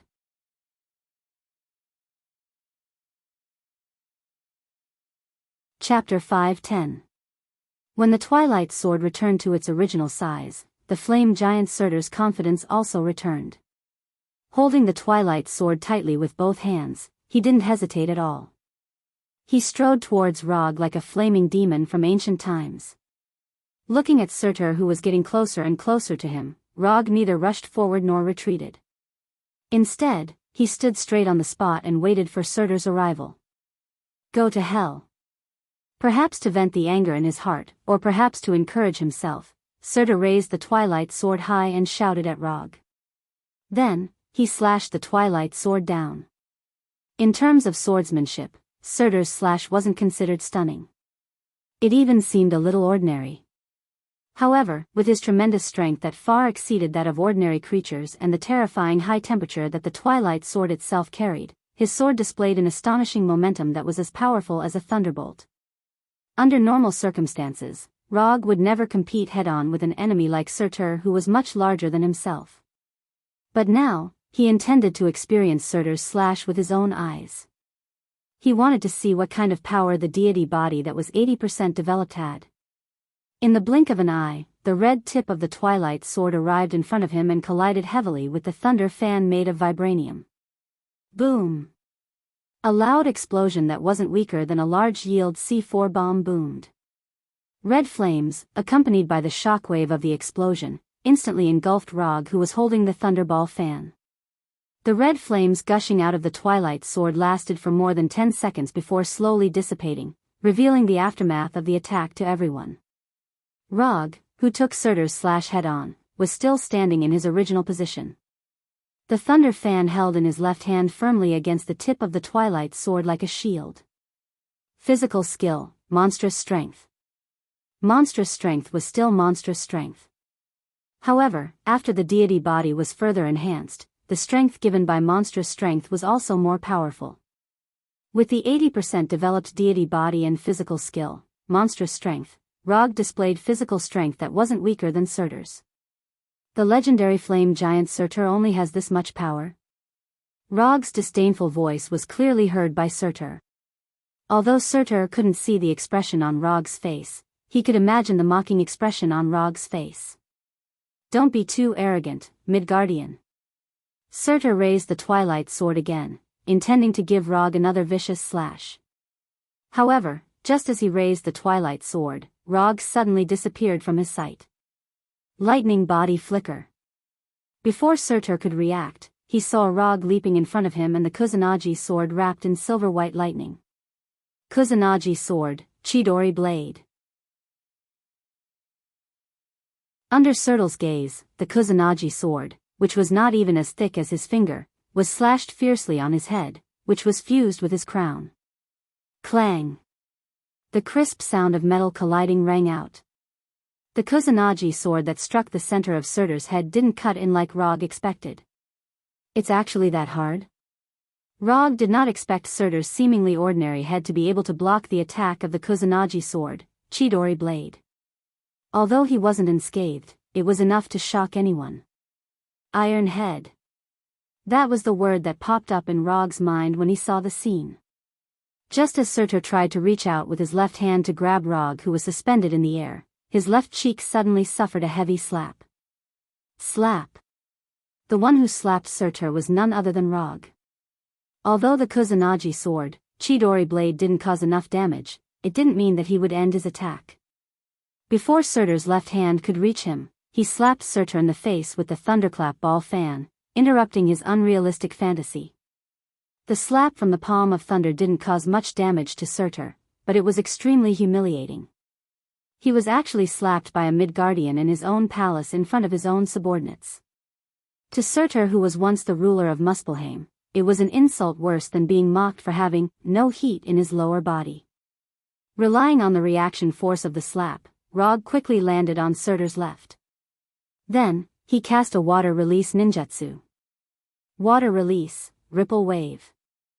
Surtur had just turned his head and glared at Rog with a face full of rage when he saw a super-pressurized water column that was incomparably tiny to him.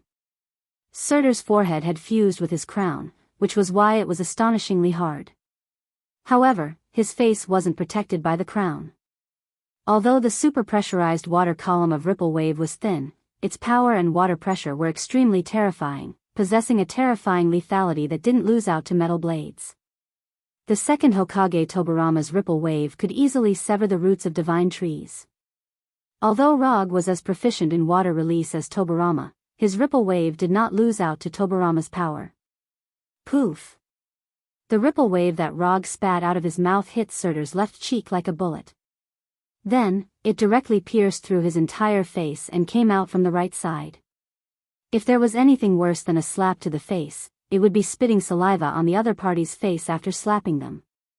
At the moment, Rog was using his actions to prove what it meant to be slapped in the face repeatedly. Due to their life form, the flame giants were a race that was especially easily angered. Their temper was like the flame energy that sustained their life. The slightest provocation would cause them to completely explode. I'll kill you. I'll definitely kill you. After being slapped in the face repeatedly by Rog, Surtur could no longer suppress the rage in his heart and bellowed as if he had lost control. Now, there was no other thought in Surtur's mind at all. His only thought now was to grind the bones and scatter the ashes of this Midgardian that popped out of nowhere, using his blood and life to wash away his humiliation.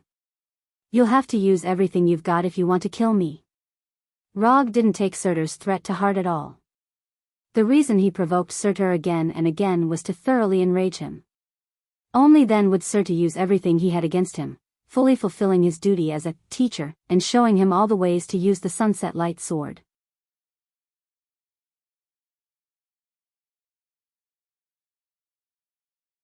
Chapter 5:11. Just as Rog expected, Surtur's mind was completely occupied by anger. As soon as the wound on his cheek healed, Surtur, who was wielding the Twilight Sword, rushed towards Rog like an enraged beast. The red tip of the Twilight Sword seemed to have sensed Surtur's anger as it emitted an even higher temperature.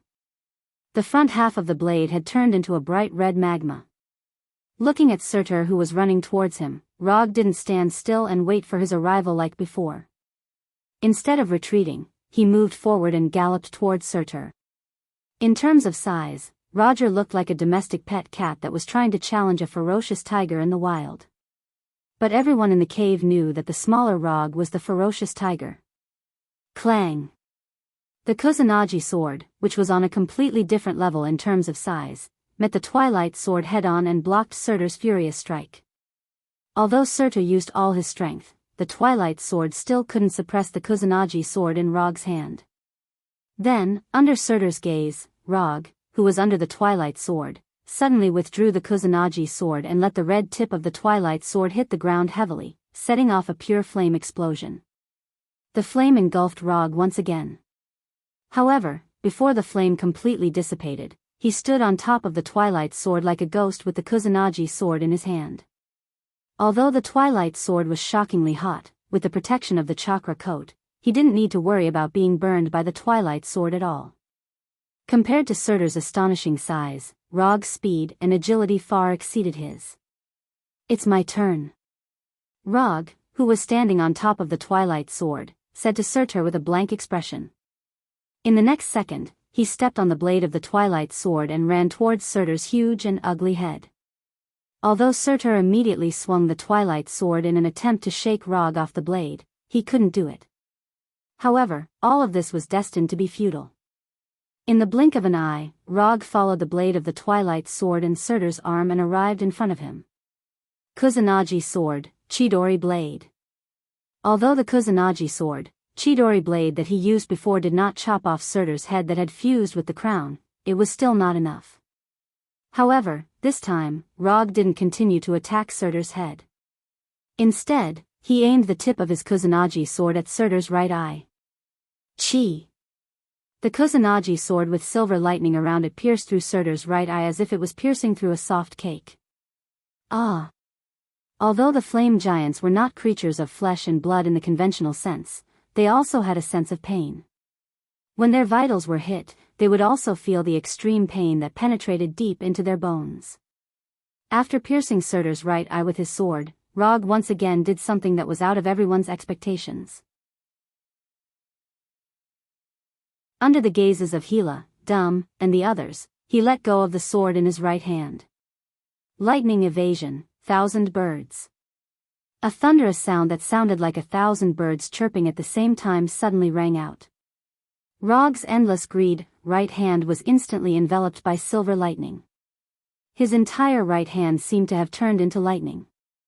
Then, he ruthlessly pierced this lightning-like right hand into Surtur's remaining left eye. After the previous exchange, Rog had a general understanding of Surtur's physical strength. Although he could directly pierce Surtur's left eye with his right hand even if he didn't use 1,000 birds. However, in order to make the battle more exciting, and more importantly, to make Surtur more painful, he used 1,000 birds. Without any suspense, Rog's right hand pierced into Surtur's left eye like an indestructible sword, completely destroying it. If he wanted to kill Surtur, he could have completely destroyed Surtur's entire head in one go, turning him into a ball of flame and fusing with the crown. However, he did not do so because he still had a small task to complete before killing Surtur. After using 1,000 birds to blind Surtur's left eye, Rog removed 1,000 birds from his right hand and activated the one-use duplication function of Endless Greed. Duplicating the flame giant Surtur's physique was the second preparation he made to fully utilize the eternal fire. If he only had the Twilight Sword, he might not be able to fully utilize the power of the eternal fire. Therefore, he did not intend to let go of Surtur's special physique. In addition to the main plan A, preparing a backup plan B could effectively reduce the occurrence of accidents and the failure of the plan. A cautious ninja would never place all their hopes on a plan. The tactical glove Endless Greed, which was created according to the duplication ability of the Super Scroll, quickly completed the duplication of Surtur's physique. From the moment Rog pierced his right hand into Surtur's left eye to the time Endless Greed was completed, it took less than 2 seconds. In such a short time, Surtur couldn't even heal the injury to his eye. After confirming that Endless Greed had completed the duplication, Rog pulled out his right hand and once again held the hilt of the Kusanagi sword. After doing all this, he kicked Surtur's nose fiercely and returned to the ground with the Kusanagi sword. When Rog stepped on the ground again, Surtur finally had time to heal the injury to his eyes and restore his vision. Surtur's vision was restored, but his tragic experience did not end there. After duplicating Surtur's physique, Rog launched a one-sided crushing battle, constantly forcing Surtur to fight with his life on the line. Time passed little by little. After this cat-and-mouse battle lasted for more than 10 minutes, Rog finally had the intention to end the battle. In more than 10 minutes of ravaging, Surtur showed all the ways to use the Twilight Sword. Although he didn't hurt Rog, who jumped up and down as if he wasn't human, his efforts made him a responsible teacher and taught Rog everything he had learned in his life. Raitun, Chidori Agi. Before Surtur could turn around, Rog inserted the Kusanagi sword diagonally into the ground and summoned the Chidori Agi made up entirely of lightning. Chi. Under Rog's control, the Chidori Agi, which was more than 10 meters long, instantly cut off Surtur's sword-wielding right hand, causing the Twilight Sword and the broken arm to fall to the ground with a clang. Then, while Surtur's broken right arm was rapidly recovering, he rushed forward, jumped high, and performed the ultimate skill of this battle. Ninjutsu, Super Large Jade Rasengan. Rog, who jumped above Surtur's head, condensed a super large jade Rasengan with a diameter of 10 meters and smashed the super large jade Rasengan, which was like a small blue sun, hard on Surtur's head. Boom! Surtur's astonishing body was instantly knocked down by the super large jade Rasengan. His body made of flame energy shattered inch by inch under the terrifying distortion of the super large jade Rasengan, returning to the most primitive flame form. When the super large jade Rasengan completely erupted, Surtur's body also disappeared completely, turning into a red flame that rushed into the demon-like crown of more than 1 meter long.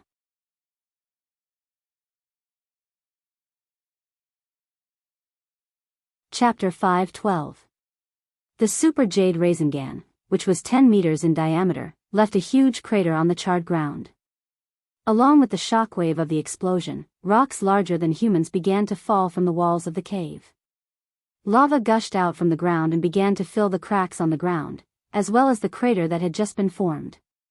When the red lava was about to touch the demonic mask-like crown in the crater, Rog formed a chakra hand, grabbed the left horn of the crown, and took the crown in his hand. If one only looked at its appearance, the crown in Rog's hand at this time was a crude and cheap handicraft, like a demonic mask handmade in the feudal era.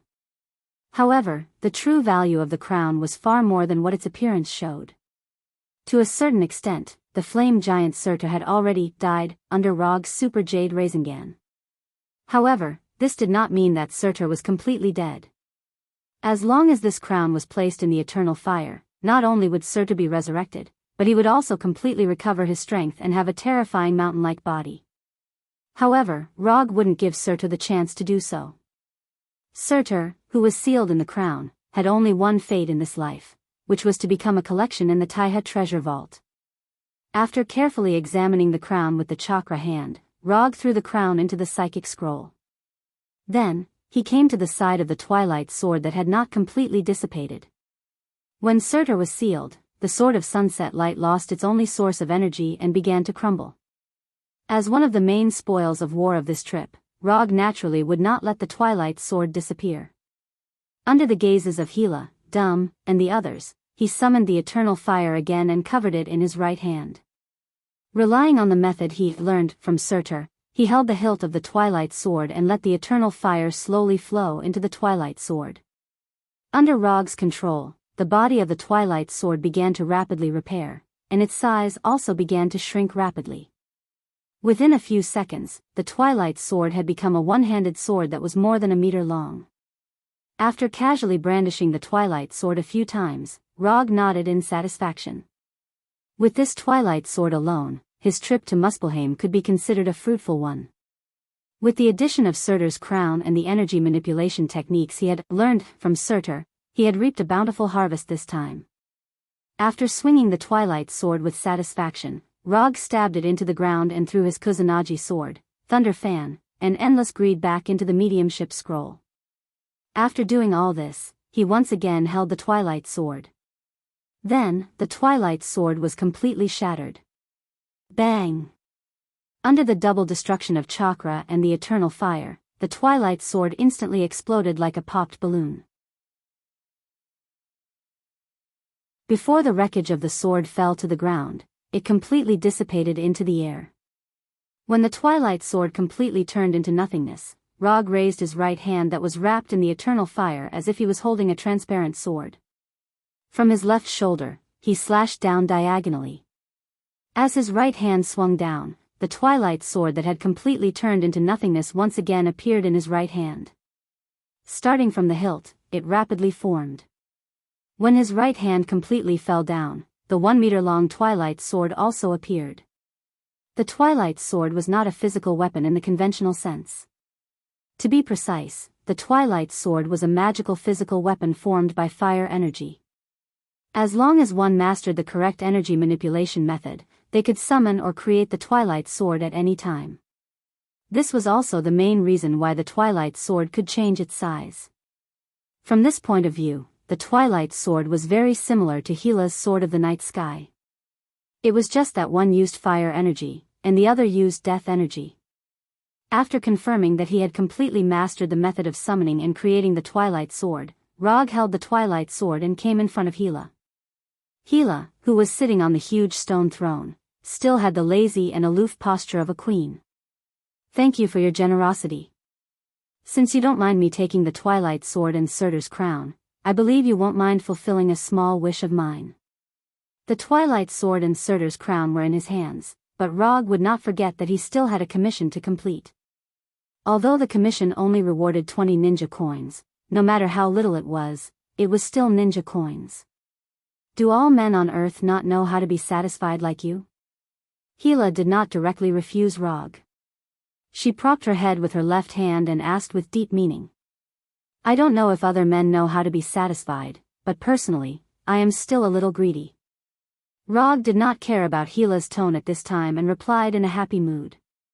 Hila, who was sitting on the throne, looked at Rog condescendingly for a few seconds, then slowly said, "Tell me, what else do you want?"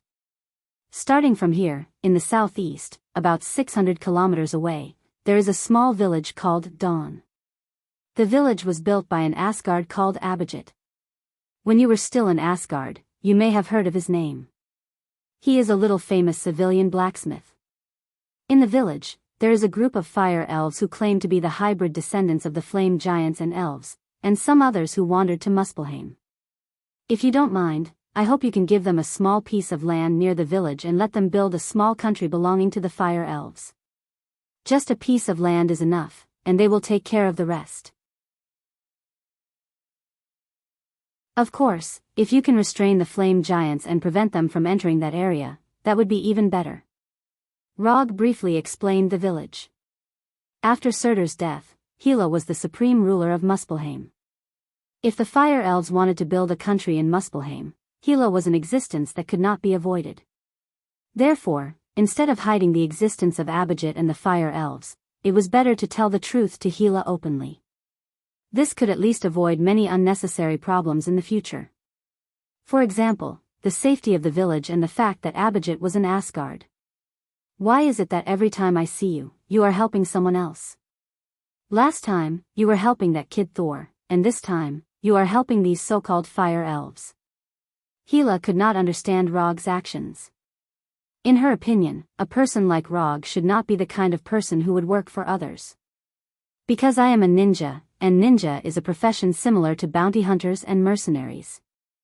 If someone asks for a job, I will help them complete it. Of course, the commission requires a corresponding reward. If you need it, I can also accept your commission. Because there was no such profession as a ninja in Asgard, Rog simply explained what a ninja was. Of course, things like ninjutsu and chakra were not within the scope of the introduction. I see. The eternal fire and plane origin energy are the rewards you received. In that case, we will use the form of a commission to solve the fire elves' problem. I will allow them to build a country in Muspelheim, and this is the reward I will give. As the price, I want you to kill Thor. Hela said to Rog with a serious face, and it did not look like she was joking at all. Is she serious? Rog did not expect things to develop in such a strange direction. However, he quickly made a decision. Sorry, I cannot accept this commission. The reward is not equal to the difficulty of the commission, and Thor is my friend. I will not accept a commission to assassinate a friend.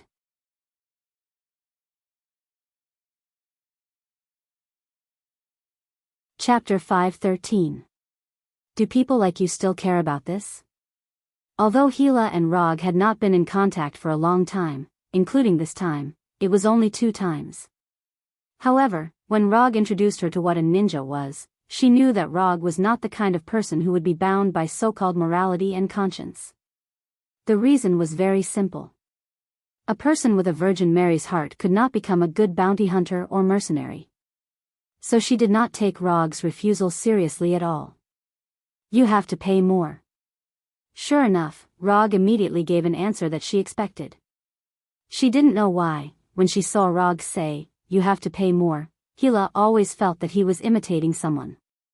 That look, that tone, it was completely different from his previous style.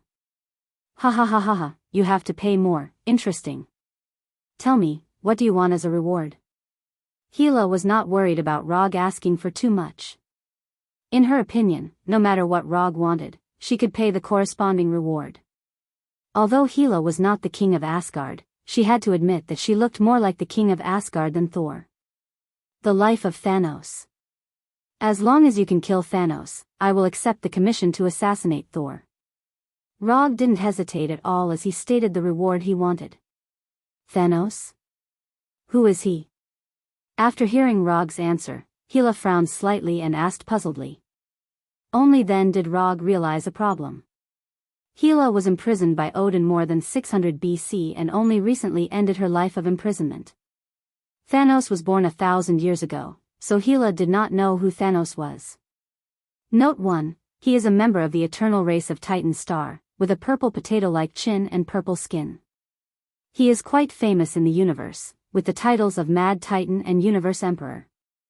He is currently one of the most popular, famous, and powerful existences in the universe. Rog briefly explained the identity of Thanos. A long time ago, he had always been curious about a question.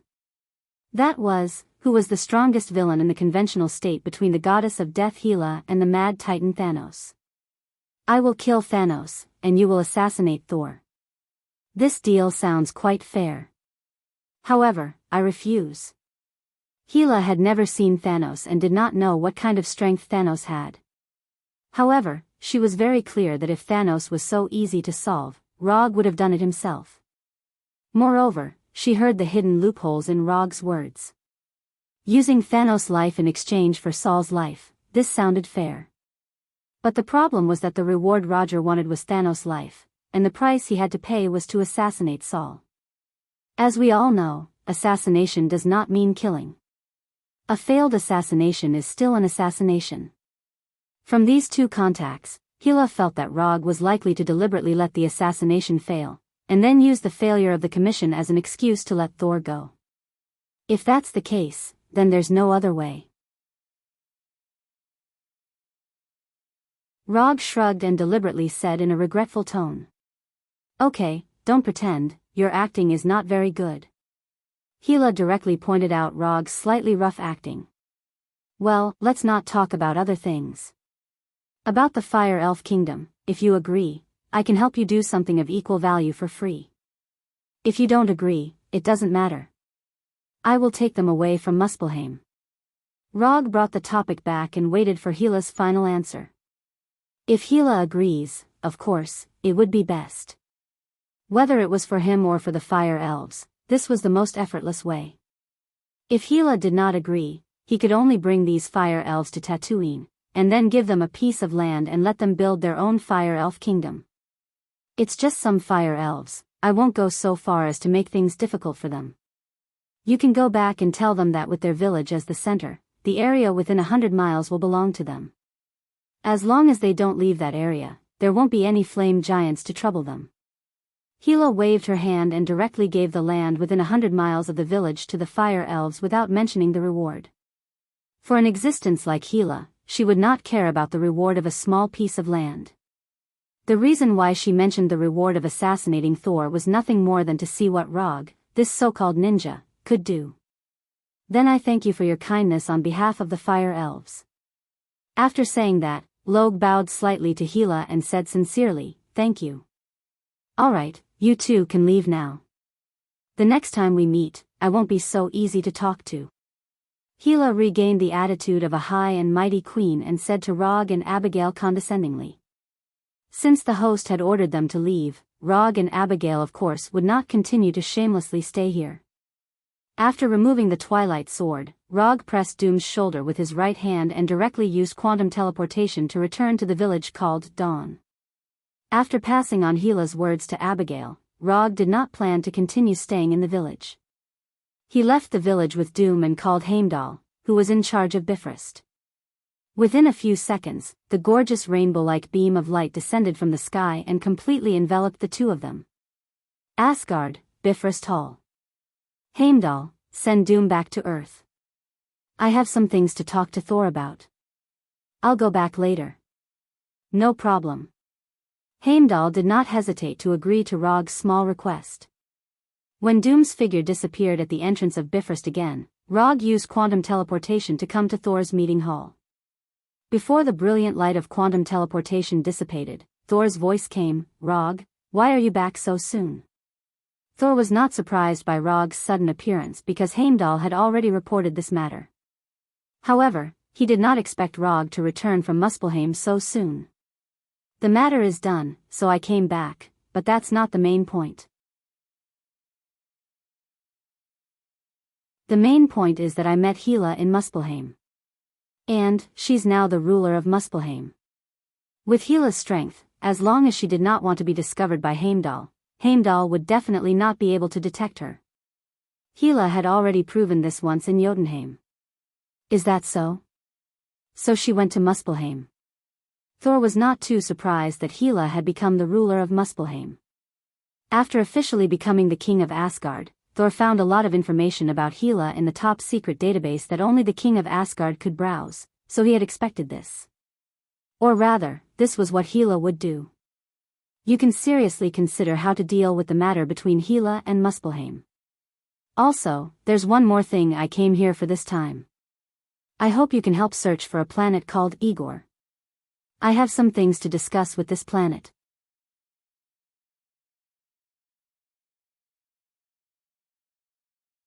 Chapter 5:14. Igo? Are you talking about the self-aware planet? What are you looking for him for? For humans on Earth, a self-conscious planet is an illusory existence that only exists in their imagination. But for those civilizations that have opened the Grand Universe era, the existence of Igo is a long-confirmed fact. Although not many people know the specific location of Igo, there are many people who know of Igo's existence. Yes, it's the self-conscious planet. I want to go and see it, and do something I've been wanting to do for a long time. Rog didn't tell Thor his real plan because it involves some secrets about chakra. Planting the divine tree on Igo is something he has planned for a long time, and it is also the key to whether he can break through to the Heavenly Father level, or the Six Paths level. I will try my best to find out the specific location of Igo, but as a friend, I suggest you don't have any strange ideas. Igo is not an ordinary life, his strength is stronger than you think. After pondering for more than 10 seconds, Thor slowly said. Don't worry, I won't joke with my life. Although in his memory, Igo was defeated by the Milky Way awkward dance troupe. But Rog didn't underestimate Igo's strength because of this. Igo is an out-and-out Heavenly Father level existence, an existence stronger than Thanos. But any existence of the Heavenly Father level is not easy to deal with. Odin, the father of the gods, the Ancient One, and the Lord of Hell, Mephisto, were good examples of this. After asking Thor to look for Igo, Rog did not return to the Bifrost Hall, but directly opened the portal back to Konoha headquarters in front of Thor. By the way, did you break up with Jane? The secret guard I arranged told me that Jane seems to have a new boyfriend recently. Thor didn't expect that Rog would care about his emotional life before leaving. In order to express his gratitude, he replied to Rog with a flash of lightning. But unfortunately, just at the moment he raised his right hand and tried to release the lightning, Rog used the body flicker technique and disappeared on the other side of the portal, and decisively closed the portal. Two people's long-distance relationship, four people's carnival, long-distance relationship is really unreliable. Rog, who returned to his office, said in his heart. Ninja coins not consumed, 960. After putting Surtur's crown in the Yamato treasure hall, Rog opened the system page and glanced at the current number of ninja coins. 40 more. For a person who was saving money, the most impatient time was the period when they were about to reach their goal. At this time, Rog is experiencing this pain. Number 2, show me all the recent valuable commissions. Rog, who was sitting on the sofa chair. Although Hinata went to the Konoha hidden village on Tatooine to study the Android project, she didn't forget to transfer the authority of the commission website to number 2. Yes, sir. In the next second, the commissions that had been preliminarily screened were presented in front of Rog in the form of holographic projections. Although these commissions have passed the preliminary screening procedures set by Hinata, there are not many of them that can really arouse Rog's interest. To be precise, there are only 2. Inform these 2 clients that I am a little interested in their commissions, and ask them to come to the Konoha headquarters to discuss in detail. In the end, Rog chose 2 commissions that are suspected to be related to the players. Of these 2 commissions, one is a serial killer, and the other is a ghost in the house. However, because there is no conclusive evidence to prove that this is done by the players, these 2 cases were only reported to the local police and not to Konoha. In Konoha's living room, Roger met the 2 clients of the commission. After a detailed conversation, he accepted these 2 commissions and signed the commission scroll with them. Perhaps because of the patronage of the goddess of luck, these 2 commissions passed the judgment. Although the commission reward given is not high, the total reward is 45 ninja coins. In order to redeem the Een Kyubi as soon as possible and reunite the Een and Yang Kyubi, he carried out the commission without stopping. After spending a week, he successfully dealt with the inhuman serial killer, as well as the inhuman who had similar abilities to the ghost. When he got the ninja coins, he returned to the office at the Konoha headquarters. Without even changing his clothes, he directly opened the system's exchange page and found the exchange icon representing the Een Kyubi. Without any hesitation, he pressed the exchange icon for the Een Kyubi, and the number of unconsumed ninja coins instantly changed from 1005 to 5. He didn't pay attention to the change in the number of ninja coins, but let his consciousness enter the 8 trigram seal. Just like the last time he exchanged the Een Kyubi, the majestic chakra of the Een Kyubi descended on him and merged perfectly with the Yang Kyubi in the 8 trigram seal. The fusion of the Een Kyubi and the Yang Kyubi was faster than he imagined. It took only 2 or 3 seconds for the Een and Yang Kyubi to completely merge together. When the fusion was over, the Kyubi in the 8 trigram seal was a full circle, and the momentum it exuded was even more amazing.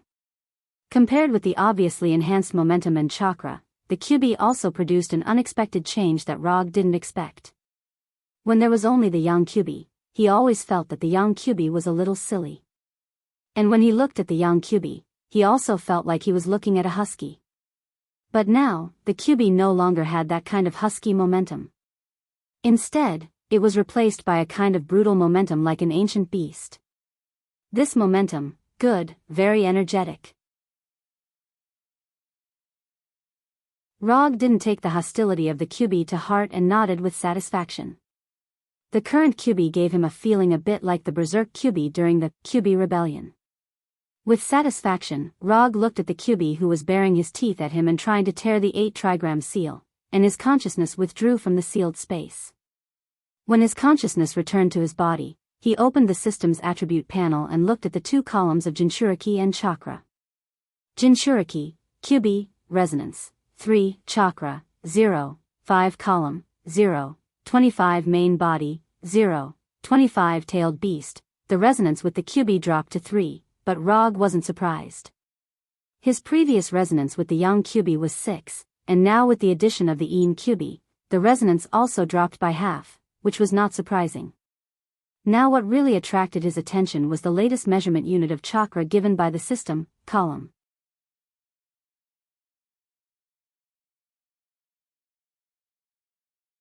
Chapter 5:15. Chakra, Tail, Pillar. Kakashi, Kyubi, Senja Hashirama. This is the measurement unit of chakra that the system has used at different times. He thought that the unit after the tail would be chakra, but he didn't expect the system to directly change the measurement unit of chakra to pillar. What he didn't expect was that the system's recognition of Hashirama's chakra amount would be so high. He previously had a 6-tailed chakra amount, and Kyubi's resonance degree also reached 6, adding up to a 12-tailed chakra amount. Although this chakra unit, tail, is based on Kyubi's standard, even if it is changed to the standard of a complete Kyubi, it is equivalent to a complete Kyubi. However, now, when the chakra unit changed from Kyubi's, tail, to Hashirama's, pillar, the data given by the system is 0. 4 pillar. After conversion, 1 pillar is equivalent to about 1.7 complete Kyubi. Note 1, it's no wonder that Hashirama's chakra amount is called chakra. This terrifying amount of chakra is completely worthy of the unit, ton. After confirming his current amount of chakra, Rog opened the system's exchange page again and found the exchange icon symbolizing the sacred tree sapling. Regarding the sacred tree sapling, the system gave a different introduction from Rog's memory. In Naruto's world, the Jubi is the sacred tree sapling. The Otsutsuki clan first planted the Jubi on the ground of the alien planet, and then after the Jubi grew to a certain stage, the guardian was used as a living sacrifice for the Jubi to eat. When the Jubi ate the guardian, it could truly transform into the sacred tree, spreading its roots to all corners of the planet, absorbing the chakra of all creatures on the planet and finally bearing the chakra fruit. However, because of the wrong world, the system adjusted some of the settings of the sacred tree sapling. Note 2, because in the world where Rog is now, there is no Otsutsuki clan, and there is no so-called guardian, so the sacred tree can't grow in the original way. In this regard, the system very considerately cancelled the setting that the Jubi must devour the guardian to mature. In addition, the system also made a distinction between the sacred tree sapling and the Jubi. The Jubi, chakra, became a pure-tailed beast, with 1 to 9 tails, and the Otsutsuki. As for the sapling, it became a pure sacred tree. A sacred tree that can only bear chakra fruit, and has no other abilities. Rog had already learned about the system's adjustments when he had the idea of planting the tree of God. Moreover, he was very satisfied with the price of the tree of God's sapling after the system had adjusted it. Sapling of the sacred tree, exchange price, 500 ninja coins. Although 500 ninja coins is not a low price, for Rog who has exchanged 1,000 ninja coins twice, 500 ninja coins is an acceptable and reasonable price.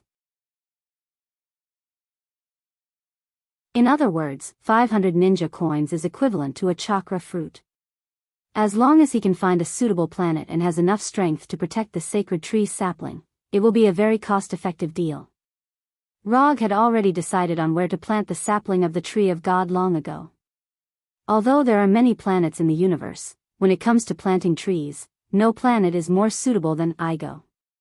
To some extent, Igo and the sacred tree are destined to be soul mates. And coincidentally, Igo's plan to conquer the universe is also completed by planting its own seeds on alien planets. Number 2, I will give you the authority to mobilize all resources and immediately arrange people to go to the forest in Missouri to find a plant that does not belong to the earth. If there is any discovery, protect the scene and inform me immediately. After thinking for a few seconds, Rog gave a new order to number 2. Yes, sir. Although Rog didn't give too much detailed information, number 2 didn't think there was anything wrong with it. If Rog knew everything, he wouldn't have to give this order. Soon, Rog's strange order was conveyed to Konoha's intelligence department and all the field personnel on vacation. Even the werewolves who had just joined Konoha not long ago also received the order. Find an alien plant? Is there another alien invasion? Missouri? Damn it, my parents live in Missouri. Just when these intelligence personnel and field personnel were guessing what secrets were hidden behind Rog's order, Rog left the office and went to his private practice room. The last time he came here was when he taught Hulk Hashiman Tanku. That time, the Berserk Hulk had directly destroyed his cultivation room. It wasn't until half a month later that the damaged practice room was repaired and further reinforced. Looking at the new practice room, Rog directly started the practice to improve Kyubi's resonance degree. The addition of Een Kyubi made the resonance degree between him and Kyubi drop to 3. This is a problem that needs to be solved immediately for him who has mastered the half-tailed beast transformation. When the resonance degree reaches 1, he can use the first stage of the Bijou transformation, the Bijou chakra coat. And if he wants to enter the half-tailed beast transformation, the resonance degree must reach at least 4 before he can use it. As for the complete Bijou transformation and Kyubi mode, the resonance degree must reach at least 8. Rog doesn't expect himself to be able to restore the resonance degree to the previous 6 in a short time, but no matter what, he must at least raise the resonance degree to 4. Only in this way can Kyubi become another trump card in his battle, instead of a chakra power bank. Because Kuroto already had a resonance level training in Konoha before, so this resonance level training is a walk in the park for him. Time flies. Rog's resonance degree practice plan lasted for a full 4 months before it finally came to an end. Because of his previous experience, his cultivation efficiency this time was much higher than when he was in Konoha's hidden village. In only 4 months, he raised his resonance degree with Kyubi to 5. In addition to this, he has an additional gain. Sage Mode Development Progress, 85%. The increase in the amount of chakra brought by the improvement of the resonance degree also led to the further development of the Sage Mode, making him closer and closer to the complete Sage Mode of Hashirama. After this 4-month practice, he opened the system's property panel again and looked at his current chakra amount. Chakra amount, 0, 6 column, 0. 25 main body, 0. 35 bijou.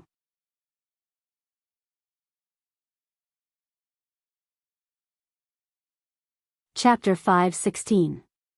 Planet Tatooine, Konoha Hidden Village, Hinata's Private Laboratory. Android Project, 137th Test, Configuration Version 3. 52, Test begins.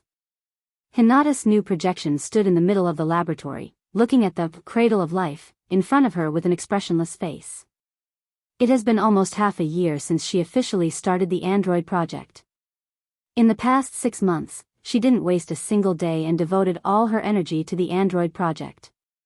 Relying on the Illusion Calculation Matrix data, and the Cradle of Regeneration Project data, obtained by Rog, Hinata designed the most important key instrument in the Android Project, the Cradle of Life. Unlike the traditional cloning project, what she's doing now is simulating the birth process of life through technology. To some extent, she's trying to become her own creator. According to the laws and ethics of Earth, Hinata's Android Project is definitely a taboo evil experiment. However, whether it was Hinata herself or Roger, the supporter behind her, they didn't take this to heart. What's more, Hinata didn't carry out the experiment on Earth, but built the laboratory on Tatooine. The sword of the previous dynasty can't kill the officials of this dynasty. The laws and ethics of Earth can't bind other planets. As time passed slowly, the progress bar on the display screen in front of the cradle of life continued to advance towards 100%. Looking at the progress bar, which has reached 83%, Hinata's face still didn't change. In previous experiments, she has pushed the progress of the experiment to more than 90% more than once. The best time was when she pushed the progress to 96%. But she didn't know if it was fate or the problem of the equation. The experiment failed in the end.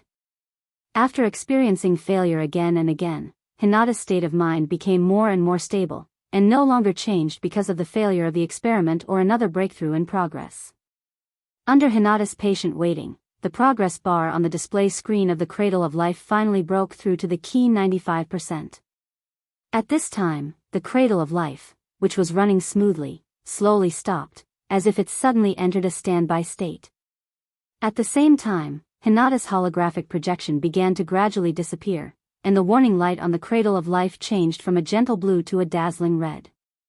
Laboratory closed, energy mobilization authority raised to the highest level. Main system control authority transferred to number 3. Database backup, computation matrix backup. Konoha Hidden Village's security system has entered level 1 alert. The second phase of the Android project, Artificial Intelligence Implantation Phase, has been activated. When Hinata's holographic projection disappeared, an emotionless mechanical voice sounded in the laboratory. The door of the laboratory began to close, and the no. 3 foot under the Konoha Hidden Village was activated, and various data and permissions were transferred one by one. Although Rog didn't get the plan for artificial intelligence implantation into organic organisms from Dr. Banner, he got Reed's version of the implantation plan from Mr. Fantastic. Based on the implantation plan given by Reed, Hinata used her own computing matrix to modify it and finally determined the implantation plan that was suitable for her. When the Cradle of Life's progress reached 95%, Hinata would transfer her calculation matrix to the Cradle of Life, allowing the Cradle of Life to implant the final consciousness and memory into the brain of the body. As the red warning light on the Cradle of Life kept flashing, Hinata let her main body enter the Cradle of Life and began the final step that would determine the success or failure of the experiment. Earth, Konoha headquarters, Rog's private massage room. You can use a little more strength. Rog, lying on the massage bed with his eyes closed, said to his life assistant Sharon Carter. Sharon was originally his second assistant, but after he had Hinata, Sharon's position changed from his personal assistant to his life assistant. Letting an agile and experienced former SHIELD agent be a life assistant, this kind of thing can only be done by Rog. Although Sharon is Kuroto's personal assistant, he doesn't have much contact with her because he usually isn't in Konoha HQ, he's either practicing or playing console games in the Kree Empire. If it weren't for the end of the 4-month resonance training and just remembering that he still has a life assistant, he wouldn't be lying here with only a bath towel wrapped around him. Yes, sir. After hearing Rog's instructions, Sharon silently increased the strength of her hands and kept wandering on Rog's muscular back. It has to be said that SHIELD has a good eye for choosing people. When she was an agent, Sharon was an elite agent in SHIELD. When she was an assistant, she was not a good personal assistant. When she became a life assistant, her massage skills were no worse than those of the professionals outside. Under Sharon's massage, Rog, with his eyes closed, began to feel sleepy. However, just when his consciousness was in a half-awake and half-confused state, he suddenly found that the hand on his back had become a little wrong. Although Sharon is not on a field mission now, she used to be a SHIELD agent who had undergone professional shooting training. On her hands, there are some calluses left from shooting practice.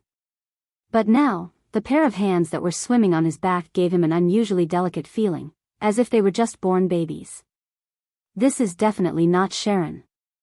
After confirming this, Rog, who was still a little sleepy, woke up in an instant. This is his private massage room, and no one can enter here except him. At this time, his privilege was broken. If it were any other matter, he might just turn a blind eye to it and forget about it. But when it comes to his own personal affairs, he is not so easy to talk to. Who are you? Who let you in? Rog's tone was a little cold, and at the same time, he sensed the life energy signal of the uninvited guest behind him. What is this? Ever since he mastered the chakra sensing technique, he has sensed at least 800 lives, if not 1,000, he has sensed at least 800. However, he had never sensed such an incomparably familiar life energy signal from anyone. Chakra. This is the unique energy signal of chakra. After discovering this, he did not wait for the person behind him to reply and directly mobilized chakra. He jumped up in an instant and looked at the uninvited guest with chakra. However, when he saw the uninvited guest who suddenly replaced Sharon, a look of surprise appeared on his face. Waist-length black hair, with some light purple eyes, a gentle appearance with a very oriental style, a sleeveless lavender top with a black belt, black sports shorts, and black boots, this uninvited guest who replaced Sharon is none other than Hinata. To be precise, it's Hinata from the movie, Thelast, the 19-year-old Hinata. Hokage-sama, Hinata is back. Hinata showed a pure and charming smile and said softly to Rog, who was only wrapped in a bath towel. Sharon, go out, no one can come in without my permission. Although Rog's eyes had been fixed on Hinata, he quickly said to Sharon, who was standing at the door of the massage room, you're tuning in to the Carefree Valley YouTube channel. Don't forget to subscribe and join us on this journey to catch the most captivating stories.